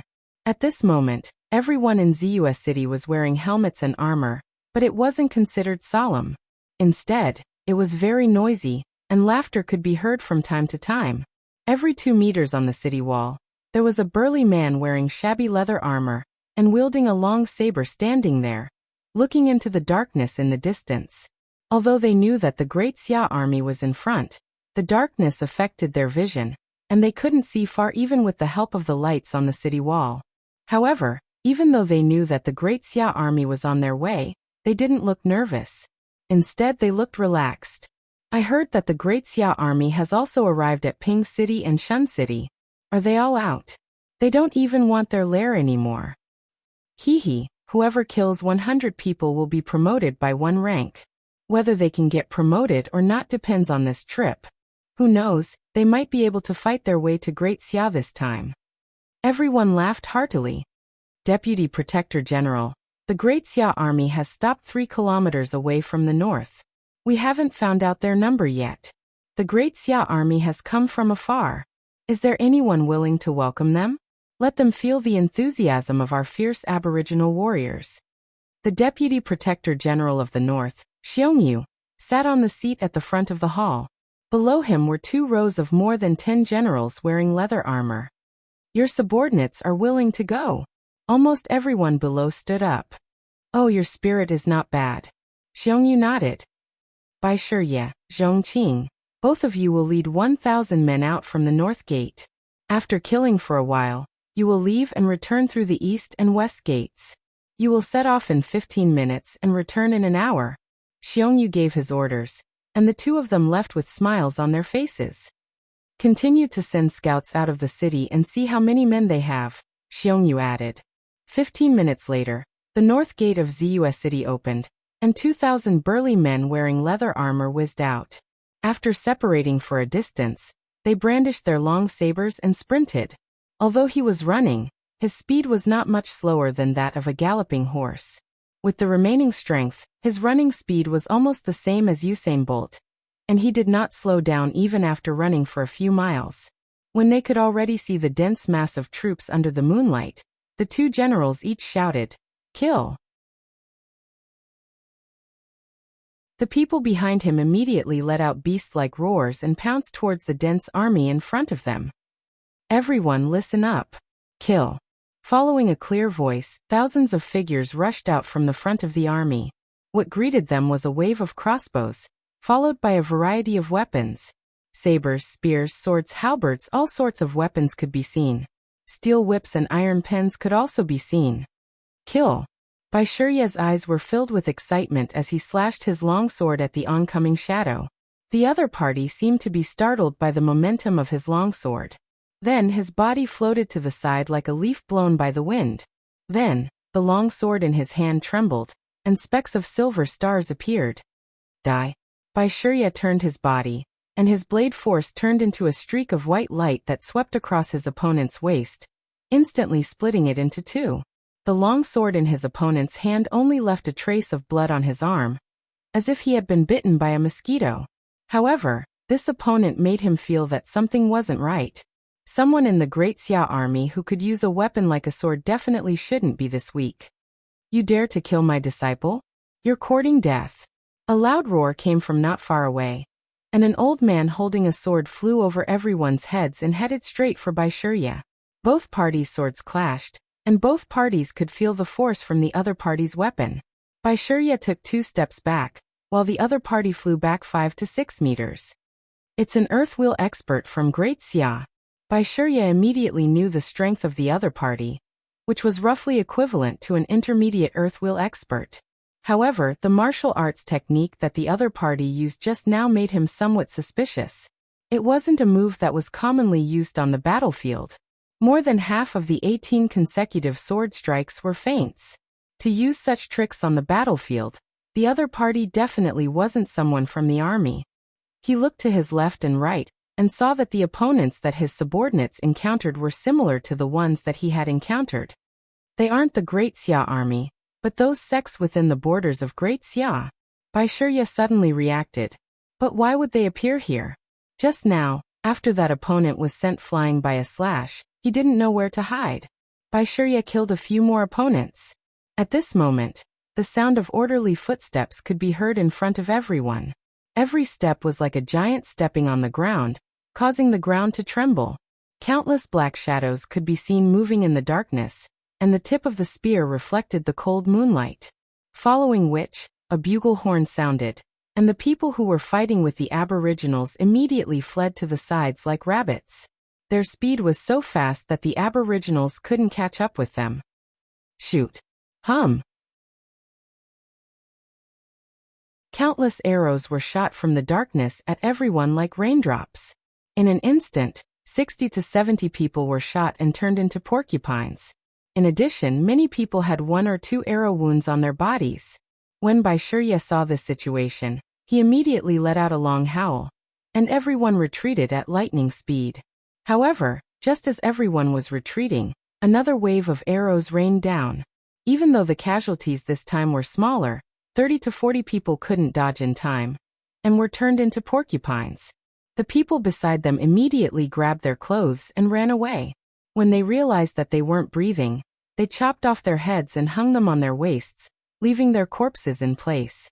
Their idea was to bring the heads of the fallen soldiers back to the 60,000 mountains for burial. As for the corpses, they didn't care.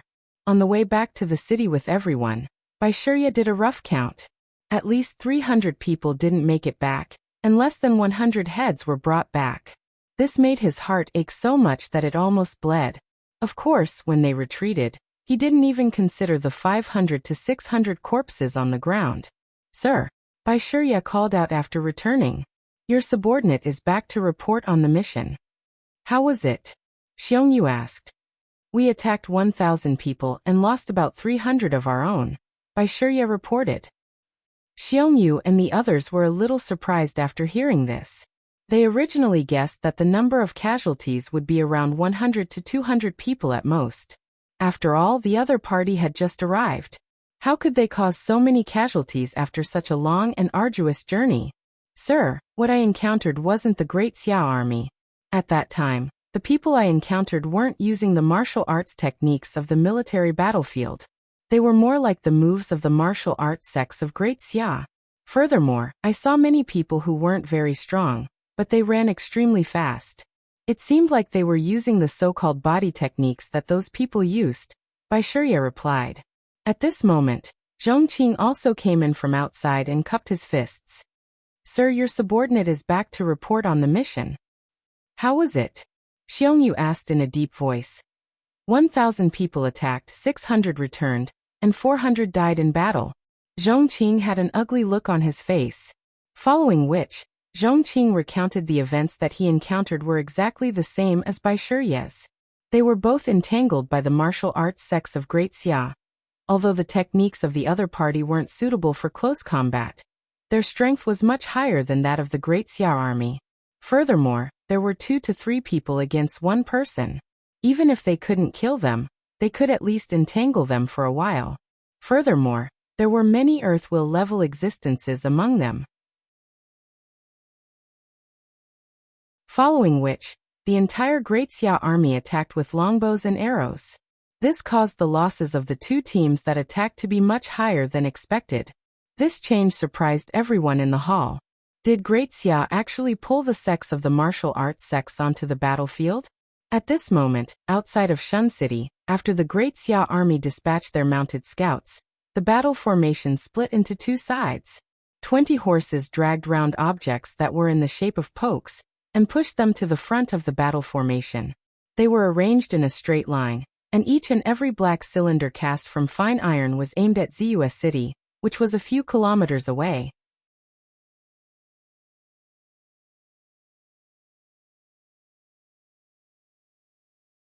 Chapter 325. Boom, boom, boom. Following a series of deafening booms, more than 10 huge stone bullets smashed into the walls of Ziyue City. However, more than half of them flew into the city and caused some accidental casualties. A small portion of them smashed into the city wall, creating a large pit. Is this their catapult? It's not as far as the previous ones, but the sound is a little louder. Xiongyu stood on the city wall and scratched his bald head. Why wasn't Great Xia as good as before?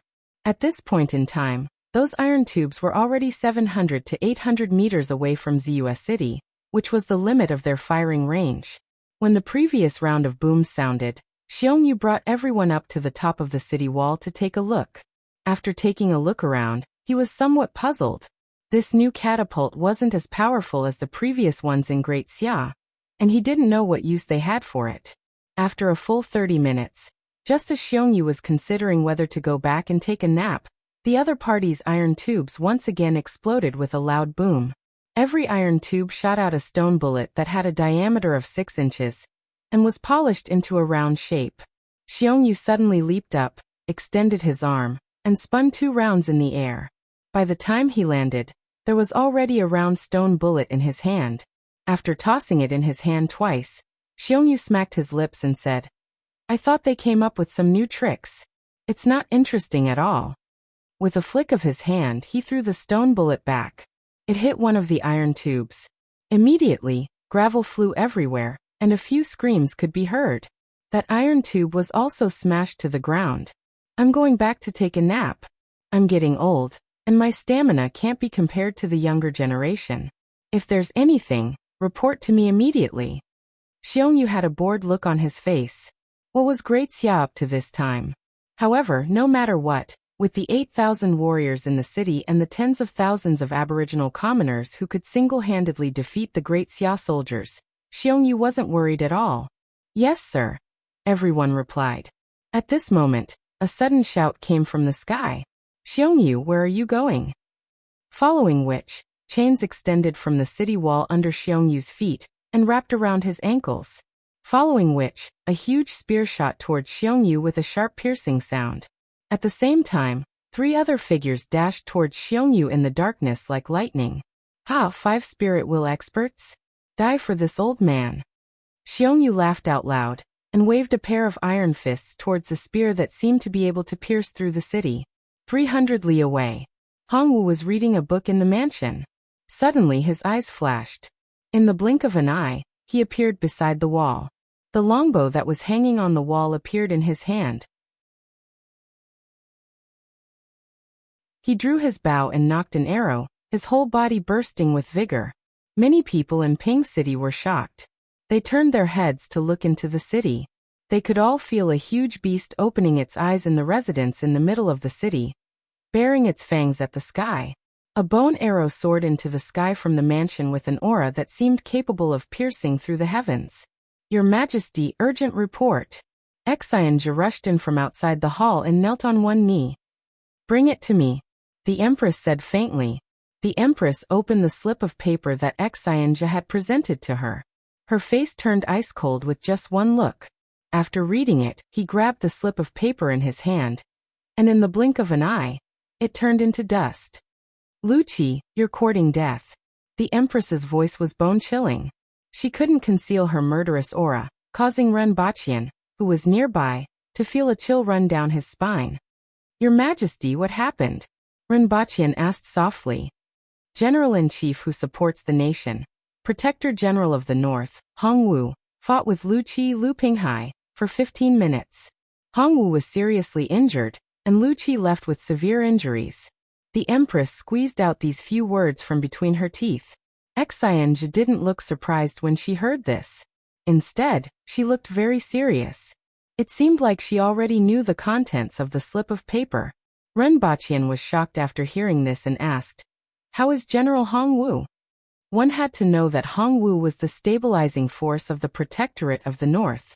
If anything happened to him, the Protectorate of the North would definitely be in chaos. Even though his life isn't in danger, he won't be able to fight for a few months, the Empress said coldly. Ren Baqian frowned. It was a good thing that his life wasn't in danger. However, Hongwu was seriously injured when Great Xia attacked. This wasn't good news. The importance of having the 9th most powerful expert in the world overseeing the front lines didn't need to be mentioned. Not to mention other things, as long as he killed the other party's commander-in-chief in the midst of the chaos, victory was basically set in stone. The Protector General of the North had always relied on his extremely strong individual strength, and the fact that he was one of the top 10 experts in the world. Now that Hongwu was seriously injured, this reliance was halved. Even though he could still command the army, he was greatly affected. After all, This wasn't Earth, where a few top experts could take the head of the commander-in-chief amidst tens of thousands of soldiers. As a result, the mode of war in this world was somewhat different from Earth. It was just like how tens of thousands of Aboriginal soldiers could take decades to defeat hundreds of thousands of Great Xia soldiers. This was impossible on Earth. However, Great Xia was really aggressive this time. It seemed like they weren't as easy to deal with as everyone thought. Just as the Empress was full of murderous intent and Renbachian was pondering, another urgent report arrived. The Empress only took a glance at it, and her murderous intent almost permeated out of Yangxin Palace Hall. In this battle, 7 spirit wheel experts and 78 intermediate earth wheel experts from Great Xia suddenly attacked Xiongyu and the various generals on the city wall. At the same time, Great Xia launched an attack. The Deputy Protector General of the North, Xiongyu, was killed by 7 spirit wheel experts, and 2 of his opponents died in battle. At the same time, 6 generals from ZUS City died in battle, and 3 were seriously injured. On the side of Great Xia, 17 intermediate earthwheel experts were killed, and 21 were injured. Pass down my order. Great Elder, Junior Elder, Minister of the 6 Ministries, and all the officials are to enter the palace for a discussion, the Empress ordered coldly. After Xianja left, the Empress finally retracted her murderous intent after a long time. Renbachian asked softly, "Your Majesty, did something happen?" The Empress placed the paper on the table. Renbachian read it, and his expression changed. According to this situation, ZUS City couldn't be defended anymore. Great Xia was indeed the most powerful country in this world. Their first move was a thunderous strike, and it seemed like they wanted to take down Dayo in one fell swoop. Renbachian also frowned. After a while, the Empress left. Renbachian went to the garden outside of Yangxin Palace Hall, and sat for a long time. He didn't know how the situation would develop, and whether the Aboriginals could withstand it. One had to know that after breaking through ZUS City, Great Xia could directly enter the hinterland of Dayo. There would be a lot more room for maneuver, and their strategic space and depth would be much greater. On the contrary, it would be much more difficult for Dayo to block this opening. Needless to say, the Protectorate of the North would probably be divided and surrounded by Great Xia. When the Empress returned at night, she didn't have the murderous intent that she had in the afternoon, and was much calmer. Renbachian took the initiative to pour a glass of wine for the Empress. "Your Majesty, with the court officials around, we will definitely be able to stop the Great Xia army outside the hinterland. ZUS City has already been breached," the Empress said. She received this news when she was gathering all the officials for a discussion. It wasn't beyond Renbachian's expectations, but it was faster than he had imagined. "I want to personally lead the army." This sentence from the Empress made Renbachian realize that his peaceful daily life was getting further and further away from him. "I will go with your Majesty," Renbachian immediately replied. His future wife was going to the battlefield, and it was better for him to quickly follow behind. When he returned at night, he would ask the nation for a Vulcan cannon. If he couldn't defeat a spirit wheel expert, anyone below the peak of the earth wheel level would die.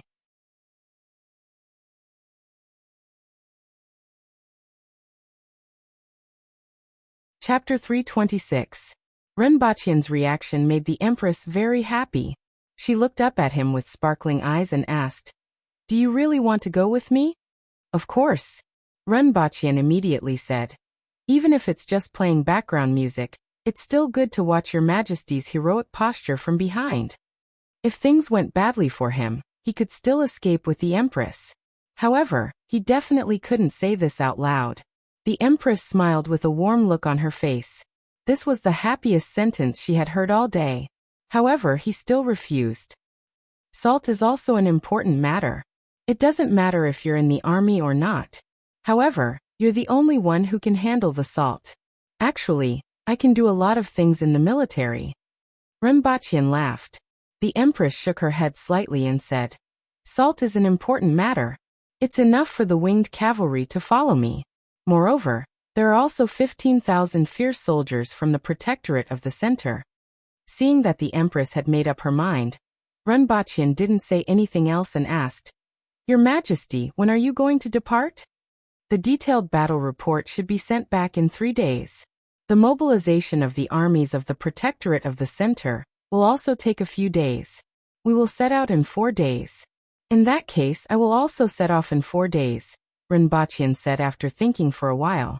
That night, he returned to Earth and sat on the sofa in a daze for a while. He didn't expect things to change so quickly.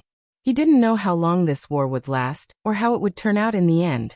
He was hesitant about whether he should ask for poison gas from the government.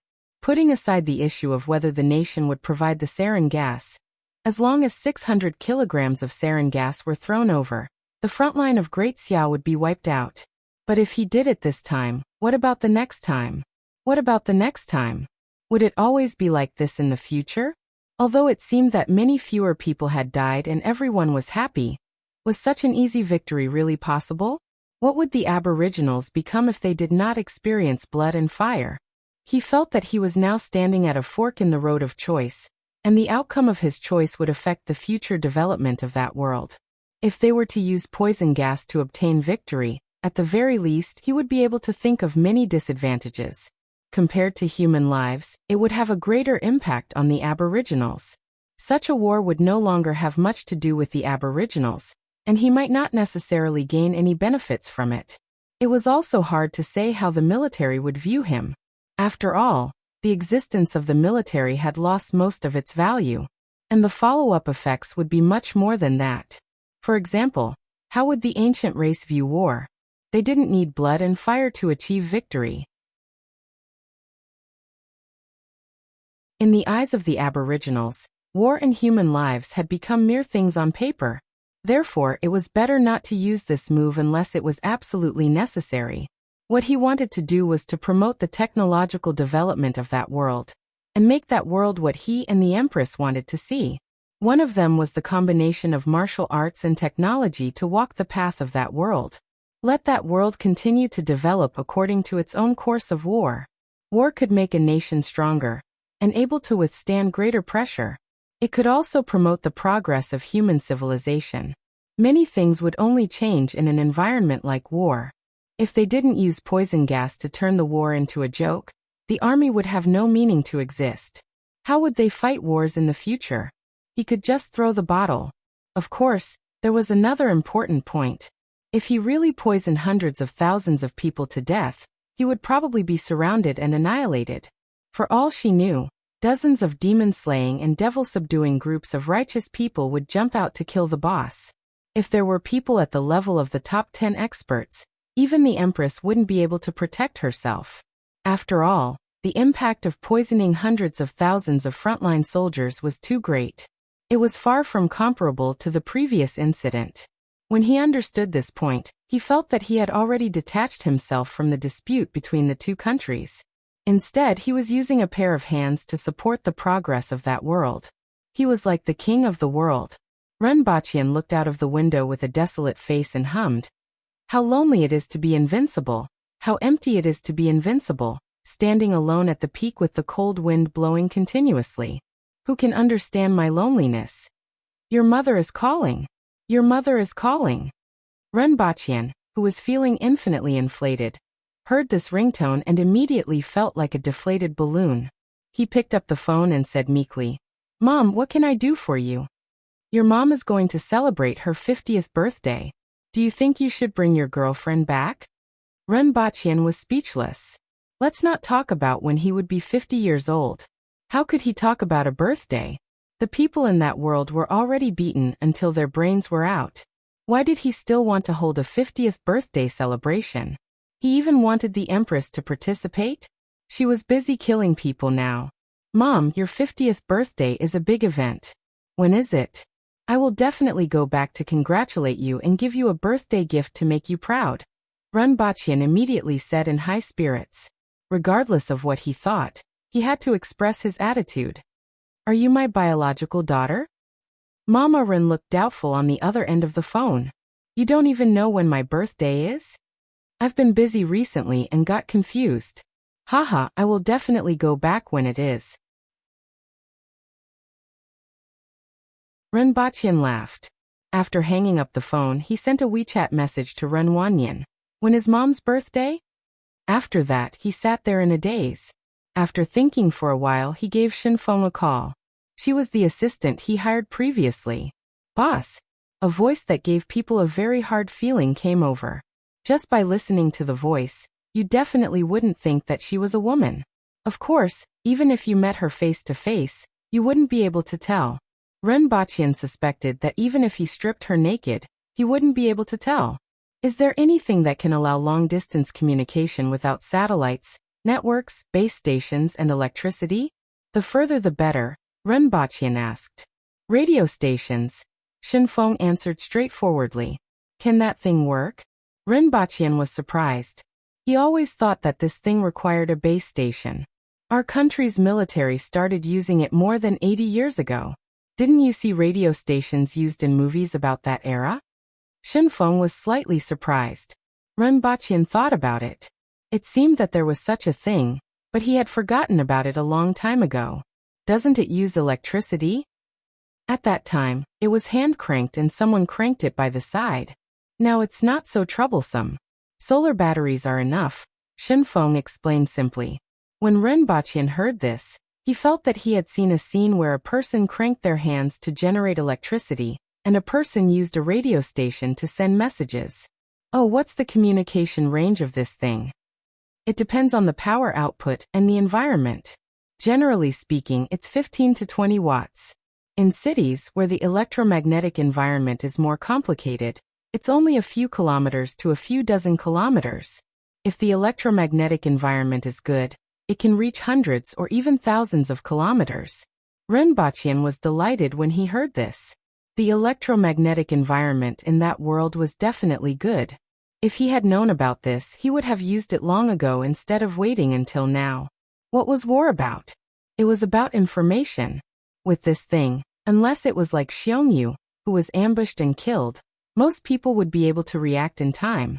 Furthermore, the mobilization of troops, support, pincer attack, encirclement, etc., could be done smoothly and without any mistakes. As long as the scouts found out about Great Xia's military situation, Dayo would be able to respond at any time and make all kinds of preparations. Give me 40 sets. Not too big and easy to operate. The longer the transmission distance, the better, Ren Baqian immediately said.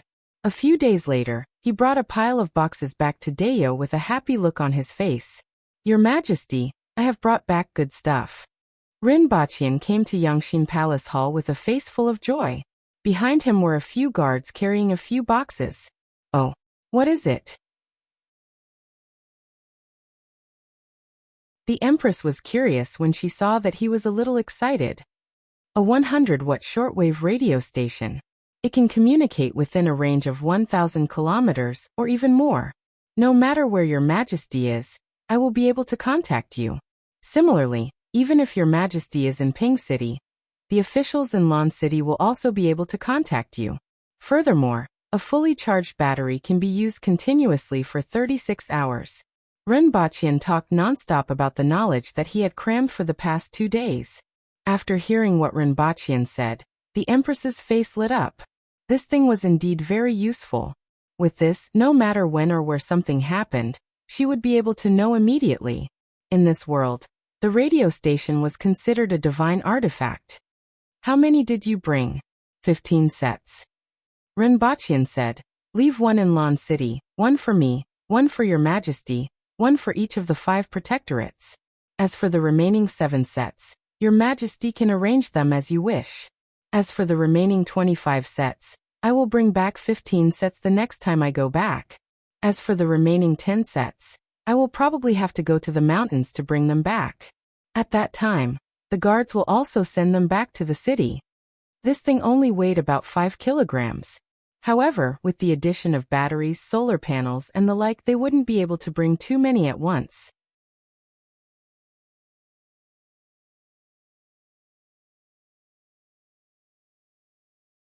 Chapter 327. Regardless of whether it was the Aboriginals or Great Xia, this war would be the harshest one in decades. Some people felt that using poison was a good choice, and I used to think so too. However, after thinking about it carefully, the consequences would be huge. First, the war would have little to do with the Aboriginals. 100 bottles would be enough to wipe out hundreds of thousands of Great Xia soldiers. What did the war have to do with the Aboriginals? Second, what would the military think? If Rinpoche did this, the value of the military would be halved. Third, it was estimated that the top 10 experts in the world would form a team to assassinate Rinpoche. The danger was too great. Even if he hid in the palace, the Empress wouldn't be able to protect him. Fourth, what would the Aboriginals become if they didn't experience blood and fire? After a long time, would the Aboriginals still be as valiant as they were now? After a few decades, they would become flowers in a greenhouse. Fifth, what would the young Aboriginals think of war and human life? They would not take it seriously or look down on it. A few bottles would solve the problem without blood or sacrifice. Why would they care? I think this point is very important. Sixth, and then on to the fifth point. Since the Aboriginals didn't care about war and human life, what would they think of the people from other countries? Would they kill anyone they didn't like? If the new generation of young people grew up without experiencing war, blood, and fire, and only knew that other countries allowed them to do whatever they wanted, what would happen then? One could imagine how tyrannical it would be. Seventh, war could push forward the progress of human civilization. The major changes in human history were inseparable from war. What Rinpoche wanted to do was to push forward this process of progress and not rely on himself. He wanted to wipe out everything that could be born in this world. There were still many problems with this simple list of 7 points. However, these 7 points were enough. Especially the second, fourth, fifth, and sixth points. This wasn't simply a matter of reducing the number of deaths. It was a matter of the human heart. In times of crisis, it was possible to use poison gas to influence the course of the war. Using a few hundred kilograms of poison gas at the start of the war would make it a joke. The consequences would be equally serious in the future, and it would be more serious than the death of tens of thousands or hundreds of thousands of people.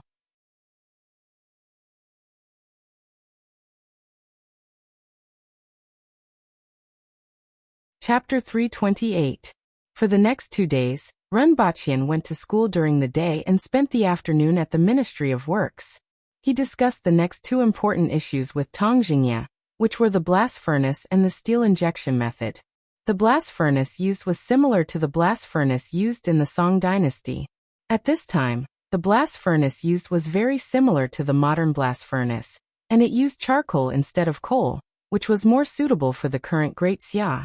However, the lower part was a hydraulic windmill. The wooden wheels were driven by water, and the water impacted the wooden wheels to rotate. Then the windmill was opened and closed continuously through the axles, tension rods, and other mechanical transmission devices. The wind was stronger, the continuity was better, and the flames were more intense. This method made it easier to obtain pig iron and wrought iron, and it could be produced continuously. The molten iron flowed directly from the side without opening the furnace, and iron ore was added to the top. This alone saved a lot of manpower and resources.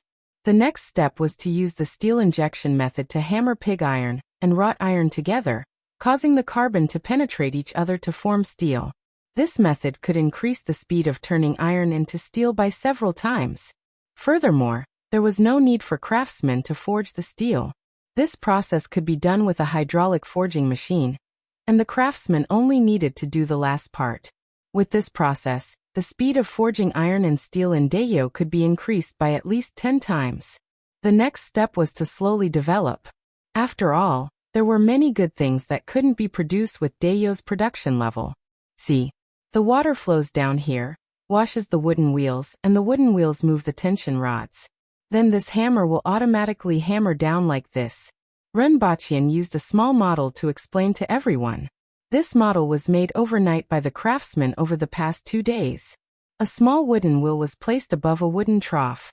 When water was poured from the trough, the wooden wheel would rotate with the flow of the water, completing the entire process that Rinpoche explained. I see it. Everyone in the courtyard nodded. Tong Jingye, Feng Ho, many officials from the Ministry of Works, and some craftsmen were in the courtyard. They were all staring at a wooden board placed in the middle. On top of it were the models that Rinpoche demonstrated to everyone, including the blast furnace and hydraulic forging equipment. Can these two types of iron be made into steel just like this? A few of the craftsmen were still hesitant. After forging for their entire lives, it was difficult for them to accept being suddenly told that they should do this. Even more people's faces lit up. Before this, they had never thought that they could actually do this. It didn't seem difficult, but if Rinpoche hadn't mentioned these things, they would never have thought of it. Especially at this critical juncture, the things that Principal Ren took out were really useful. Choose a site according to this for the time being. If there are any problems, get someone to inform me immediately. I'm going into the mountains for a period of time, or you can wait for me to come out, Rinpoche said to everyone. By the way, if we modify this water wheel a little, we can use it to irrigate the fields. Think about it. Rinpoche and Tongzhinya left together. Rinpoche said, Sir Tong, I have given you the blueprints, the model, and the things that you need to take note of. The rest is up to you. Tongzhinya nodded. He naturally knew the importance of this matter. Sir Tong, I still have something to do. Follow me to the Great Elder's residence first. Rinpoche said. The two of them brought along their guards and rushed to the Great Elder's house. Then, they were led by a servant to Shirqing's study room. My lords, when Rinpoche and Tongzhinya entered, they saw Shirqing, Kuzhai Qinchuan, and the others surrounding a box on the table. Sir Ren, does this thing really have the effect that you said? Qinchuan asked incredulously. He found it hard to believe that Shirqing suddenly called him here, and then told him that this thing could be used to contact people thousands of kilometers away. You will know after trying it out. I have already sent people to Jiaoda yesterday, and it should be about time. Rinpoche nodded at everyone.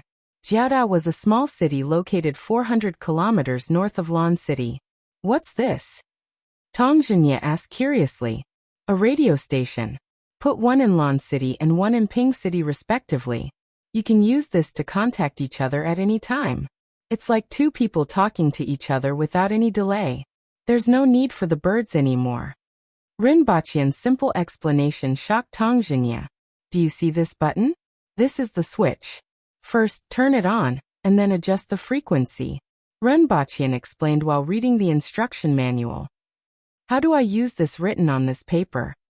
Tongzhinya immediately asked. Yes. After I leave, you can find a student from the academy to tell you what's written on it. Hey. Rinpoche called out to the box on the table. This radio station was equipped with a loudspeaker and a walkie-talkie. That's it. Qinchuan and the others looked at the box on the table doubtfully. The radio station isn't turned on over there. Wait for a while. They will contact us when they arrive, Rinpoche explained. After a long time, a rustling sound came from the radio station. Then someone asked doubtfully, Is this how it should be used? Sir Ren seems to have said to use this. Hearing the sound coming from the box, everyone was shocked. Hey, can you hear me? Where are you now? Rinpoche asked again. Hey, there's actually a sound. The other party was also surprised. Then they reacted and asked, Is it Sir Ren? I'm Sulu, and I'm now in Jiaoda. It's done. Rinpoche looked up and smiled at everyone. With this thing, the next battle would be easier. How to pursue, surround, and attack were all discussed through the walkie-talkie. It could be said that all the troops were connected. Where are you in Jiaoda? Qinchuan asked in a deep voice. Following that, Qinchuan and Sulu asked and answered questions. Everyone heard them clearly and no longer had any doubts. Shirqing and Jahai were both excited and looked at Rinpoche with a rather strange look. Why are you looking at me? Rinpoche felt uncomfortable being stared at. Sir Ren, this thing is called a radio station? I don't know how it's done. Can our children learn these things in the academy? Shirqing asked curiously. Of course. However, we have to take it one step at a time. They still have a lot to learn to make this thing. Rinpoche nodded. That's good. Shirqing stroked his beard and smiled, looking satisfied. This thing that Rinpoche took out really showed them how amazing it was. It was even more important than the solar furnace. Sir Run, are you still accepting students? Zhikohai immediately asked after hearing this. He had a few nephews at home who were considered smart and quick-witted. Although he was previously against Rinpochian, he immediately changed his mind when Rinpochian took out this thing. Maybe next year or the year after. I should be recruiting another batch, Rinpochian replied. At present, there were already enough people. In at least a year, 2 outstanding students from the first batch would be selected to lead the new students. Otherwise, he would be exhausted. This group of naughty children was enough to make his blood pressure rise. How many of these things are there? Jahai asked. This question was also the concern of the others. 40 should be enough. However, only a dozen have arrived so far. The rest will take some time to arrive. Rinpochian nodded. Leave this radio station here. If you want to contact Her Majesty or me in the future, just use it. Sir Run, you have done a great service again this time. Tong Jingye laughed heartily with a happy look on his face. Although this thing wasn't under his control, everyone could see its importance. When you come back from the mountains, I will invite you to House Yunyan for a drink. Tong Jingye patted Rinpochian's shoulder with his big claw. Fortunately, after reaching the man-will level, Rinpochian's body had become much stronger. If it was in the past, he would have immediately collapsed. Oh, is that so? A woman's voice was suddenly heard from the radio station, causing Tong Jingye to shiver. Your Majesty? Your Majesty? Tong Jingye pointed at the radio station in surprise. He didn't expect to hear Her Majesty's voice. Wasn't Her Majesty in the palace?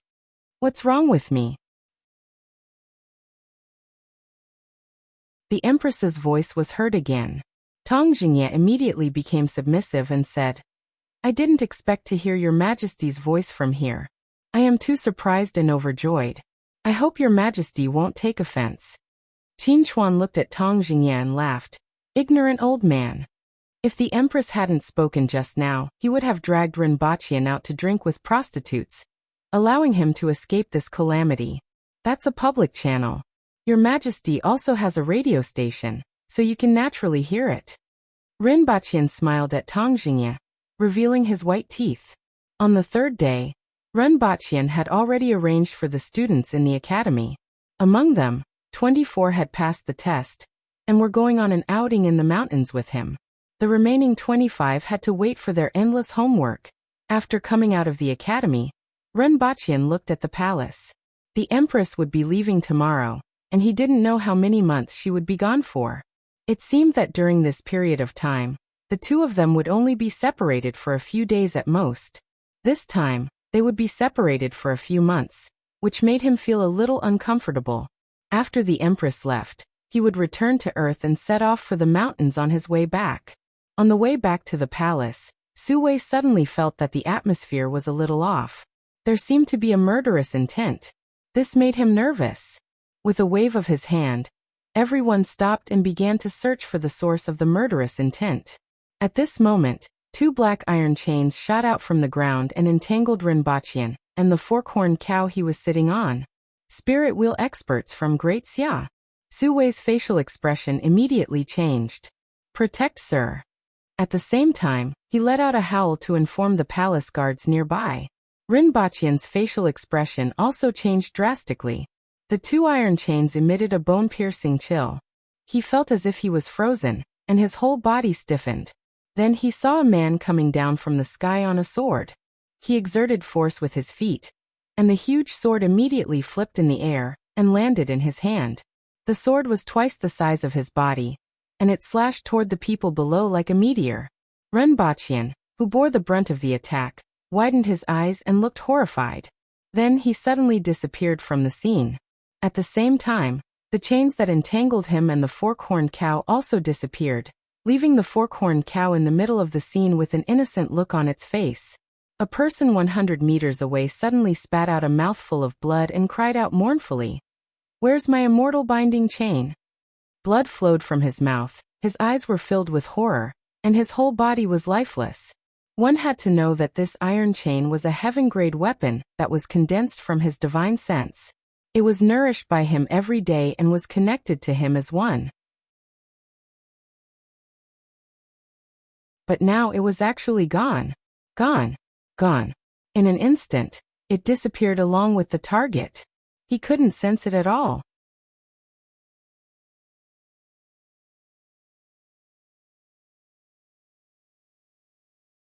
Chapter 329. The person holding the huge sword was a middle-aged man in a green robe. The huge sword in his hand was twice as tall as him, and his whole body was like a meteor falling to the ground.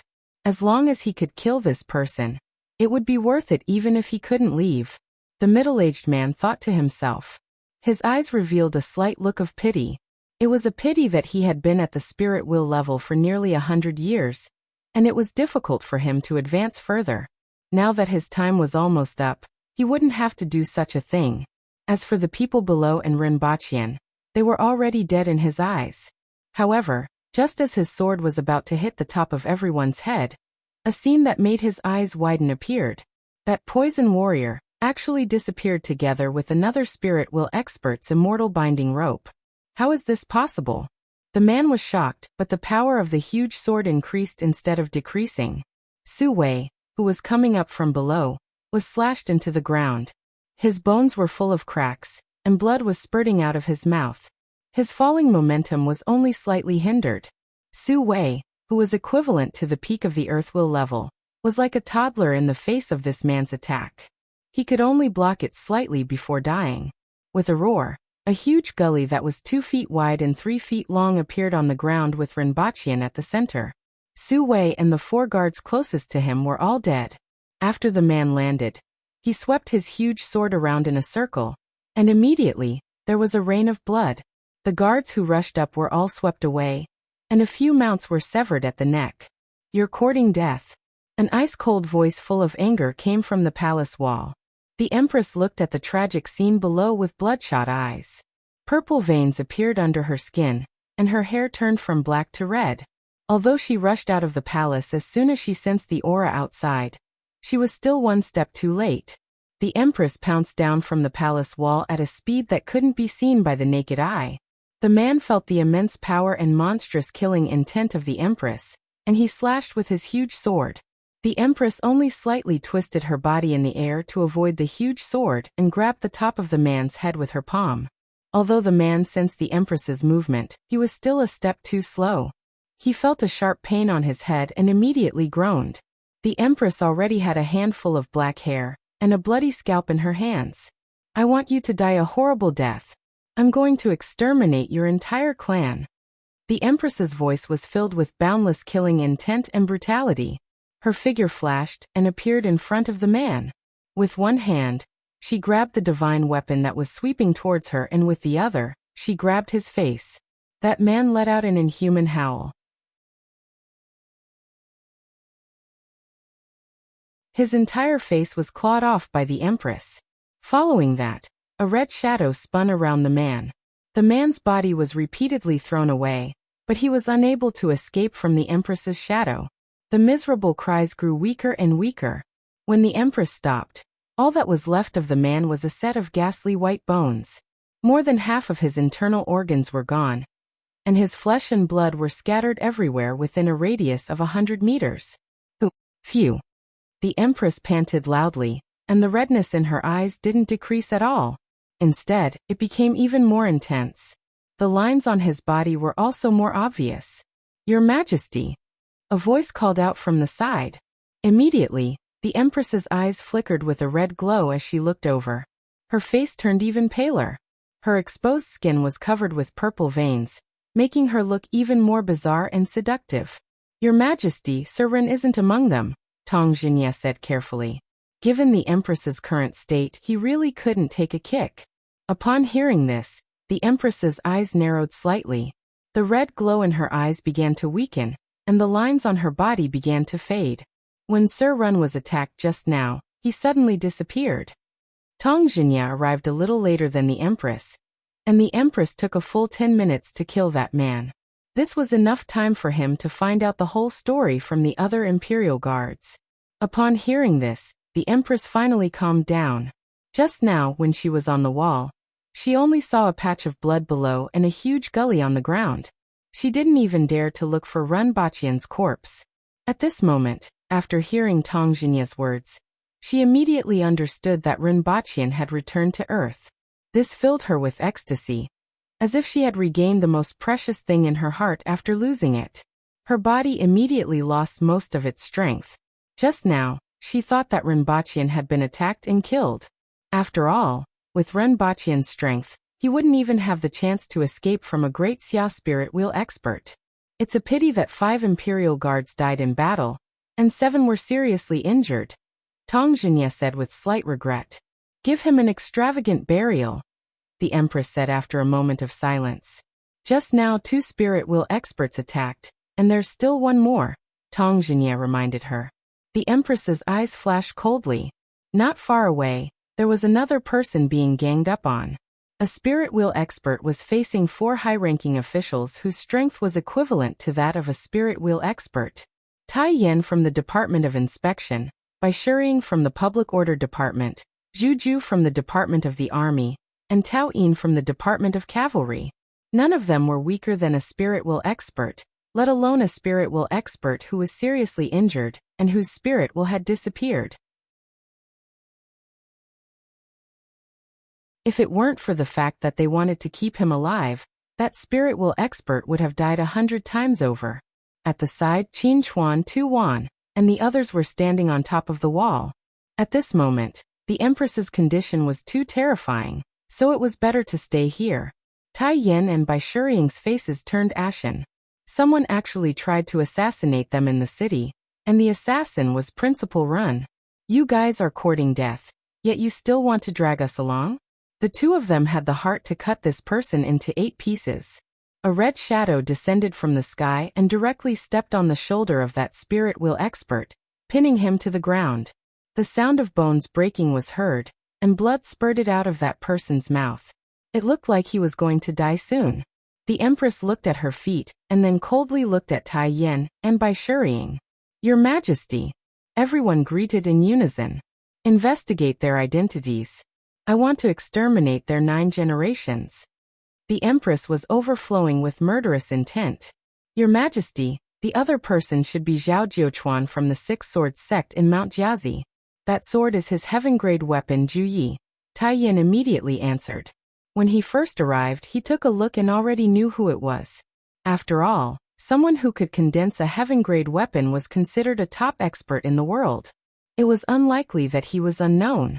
As for this person, I don't know if he didn't use his heaven-grade weapon to hide his identity, Tai Yin said doubtfully.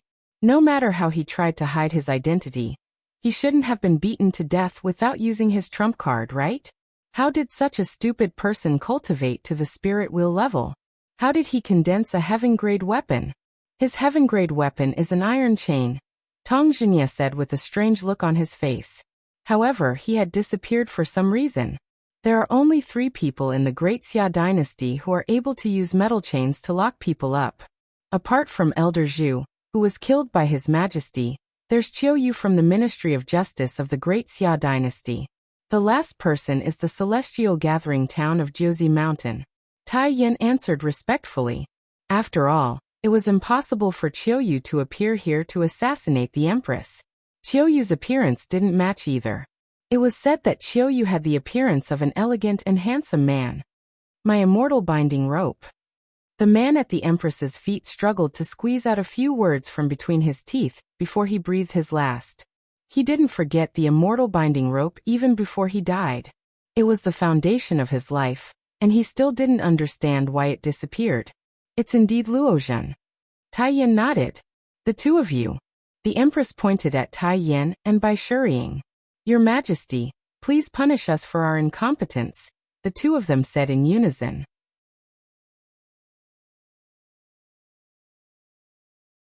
The 2 of you will receive 50 scaly whips, the Empress said coldly. Even though she knew that a spirit wheel expert had sneaked in, and the Public Order Bureau and the Department of Inspection wouldn't be able to detect it, she wasn't prepared to let it go so easily.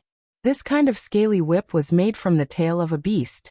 When it was swung, the scales on it would explode and it was extremely heavy. An ordinary person would be badly mutilated with 1 lash. Even a spirit wheel expert would be bedridden for 3 days after suffering 50 lashes. Rinpoche's eyes were wide open as he panted on the ground. The power of the sword strike just now was too terrifying. It gave him the feeling that if he was struck by it, not even dregs would be left. He wouldn't even need to be cremated. Even though the Empress was in the palace not far away, the enemy's sudden attack left even the Empress unable to save him in time. Fortunately, he made a prompt decision to return to Earth. He still hadn't recovered from the shock, and his heart rate soared to 180 beats per minute. After a long time, he finally regained his senses and began to rub the ground. How did he bring this iron chain back? Was this the heaven-grade weapon that the Empress mentioned? This thing was condensed from divine sense and mental strength. Yet he actually brought it back as if it was an actual object? How was he going to untie it? Rinpoche fell into another dilemma. This thing was binding him, and he couldn't even move his fingers. Furthermore, this thing was bone-piercingly cold. He couldn't possibly be tied up like this and return to Dayo after 2.5 days, right? He would freeze to death before he could return.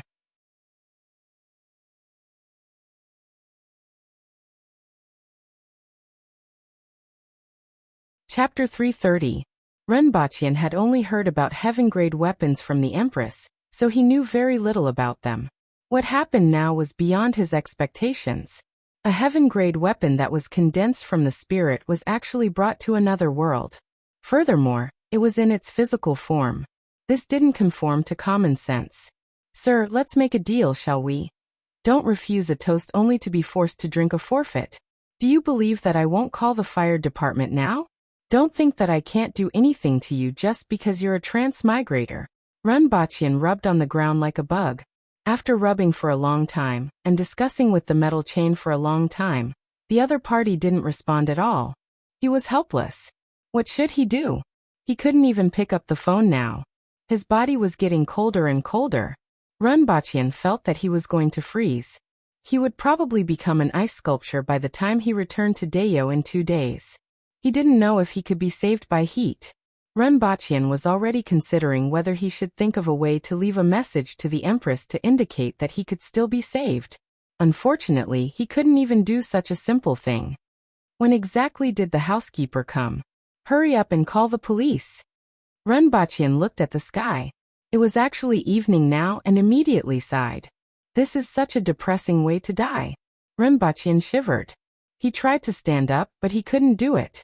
At this moment, Rinpoche felt that he was completely frozen. If this went on, he probably wouldn't be able to hold on until tomorrow. A feeling of grievance welled up in his heart. He wasn't married yet. Just as Rinpoche felt his body getting colder and colder, he began to recall the past. His mind was filled with the Empress. Every frown, smile, indifference, charm, and occasional naughtiness made him feel nostalgic. Unfortunately, the warmth in his heart couldn't change the coldness in his body. At this moment, the metal chain on Rinpoche's body suddenly moved. However, Rinpoche's body was already numb from the cold and couldn't feel it at all. However, he soon realized that the metal chain was moving around his body. This change surprised him. He didn't know what happened, but it was better than nothing. Rinpoche carefully sensed the movement of the metal chain, trying to find a chance of survival. The metal chain circled around Rinpoche's body twice. Then it raised its head high like a snake. Following which, before Rinpoche could react, the front end of the metal chain plunged into Rinpoche's forehead. It was as if it was going to pierce through Rinpoche's forehead. The metal chain drilled into Rinpoche's forehead. In just a few seconds, the metal chain pierced into his brain. F***ck, what happened? Rinpoche wanted to move, but his entire body was frozen stiff. He could only move his fingers. After a long time, his body recovered a little.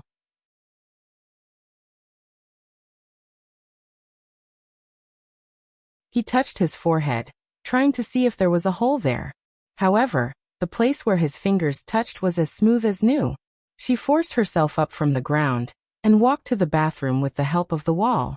She looked at her forehead in the mirror, but there was nothing on her forehead. Everything that happened just now was like an illusion.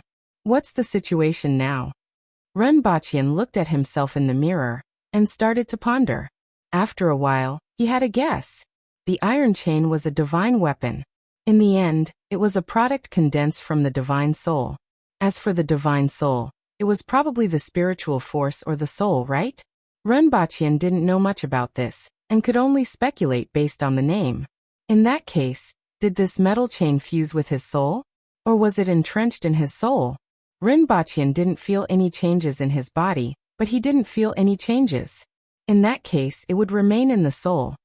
Don't tell me they're treating me as food? Renbachian was shocked by this idea. This thing relied on the so-called spirit to condense. Now that it had come to this world and lost its connection with its original owner, it had entered his body. It couldn't be trying to treat him as an object, right? Or should he rely on himself to nourish it? He hoped it was the latter and not the former. After looking at the mirror for a long time, Renbachian couldn't see anything and couldn't think of anything. Even if he returned to Dayo, the Empress might not be able to do anything. After all, he had never heard of such a thing. In the past, after the master died, the divine weapon would also dissipate. This divine weapon was brought back to Earth before its owner died, and its connection with its original owner was cut off, resulting in the current situation. That master should be dead by now, right? After all, it was impossible for the person who tried to assassinate him right next to the palace to live. If he was still alive, he would be out of luck. When he returned, he didn't know what would happen. After thinking for a long time, Renbachian rubbed his head and felt a headache. He went upstairs, took out his phone and called the laboratory. Then he went downstairs and drove straight to the laboratory. He wanted to check his body to see if there were any changes. In the laboratory, Sushan and 2 assistants were waiting for Renbachian. After a detailed check, there was nothing wrong. However, Renbachian still didn't feel at ease. After all, he didn't know what kind of effect someone else's divine weapon would have on his body. Renbachian only returned home when it was close to midnight. After lying on the bed, he tried his best to enter the visualization of wood. After all, he couldn't stop improving his strength at any time. This incident made him feel a real sense of crisis. However, when he entered the visualization of wood, his eyes immediately froze. He saw that the iron chain was wrapped around the big tree, pretending to be a vine.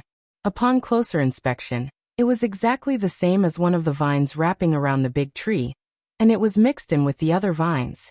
But that dark color, that sharp charm, that bright, that outstanding, no matter how hard one tried to hide it, one would be able to recognize it at a glance. Do you think I'm blind? Renbachian didn't know whether to laugh or cry. After standing under the tree for a long time, he began to climb up the giant tree. When he was about 2 meters up, he could already touch one end of the iron chain. When he touched it with his hand, it wasn't as cold as before. It was as if it was really an ordinary iron chain. However, that iron chain twisted slightly. It was as if Renbachian's touch made it a little uncomfortable, but it didn't forcefully endure it, and continued to pretend to be a vine. Renbachian's hand immediately froze. When he took a closer look at the iron chain, it didn't move at all. It was as if Renbachian was hallucinating just now. Renbachian touched it again, but the iron chain still didn't move. Even Renbachian started to think that it might be an illusion. At this moment, that iron chain twisted again. Renbachian immediately had a look of surprise on his face. This thing is actually alive? However, after thinking about it, it seemed to be the case. After all, it took the initiative to burrow into his mind, which meant that it might really be alive. This made Renbachian's mood even worse. After all, an object formed by someone else's spirit was still alive in one's soul or sea of knowledge. No one would be in a good mood. You're tuning in to the Li Mei's Wuxia Whispers YouTube channel. We're so grateful for your support, and don't forget to subscribe to join us on this incredible journey through captivating stories. Your generosity through donations truly makes a world of difference, as it's the primary source of revenue that allows me to expand and enhance this channel for you. Thank you from the bottom of my heart for being a part of this adventure.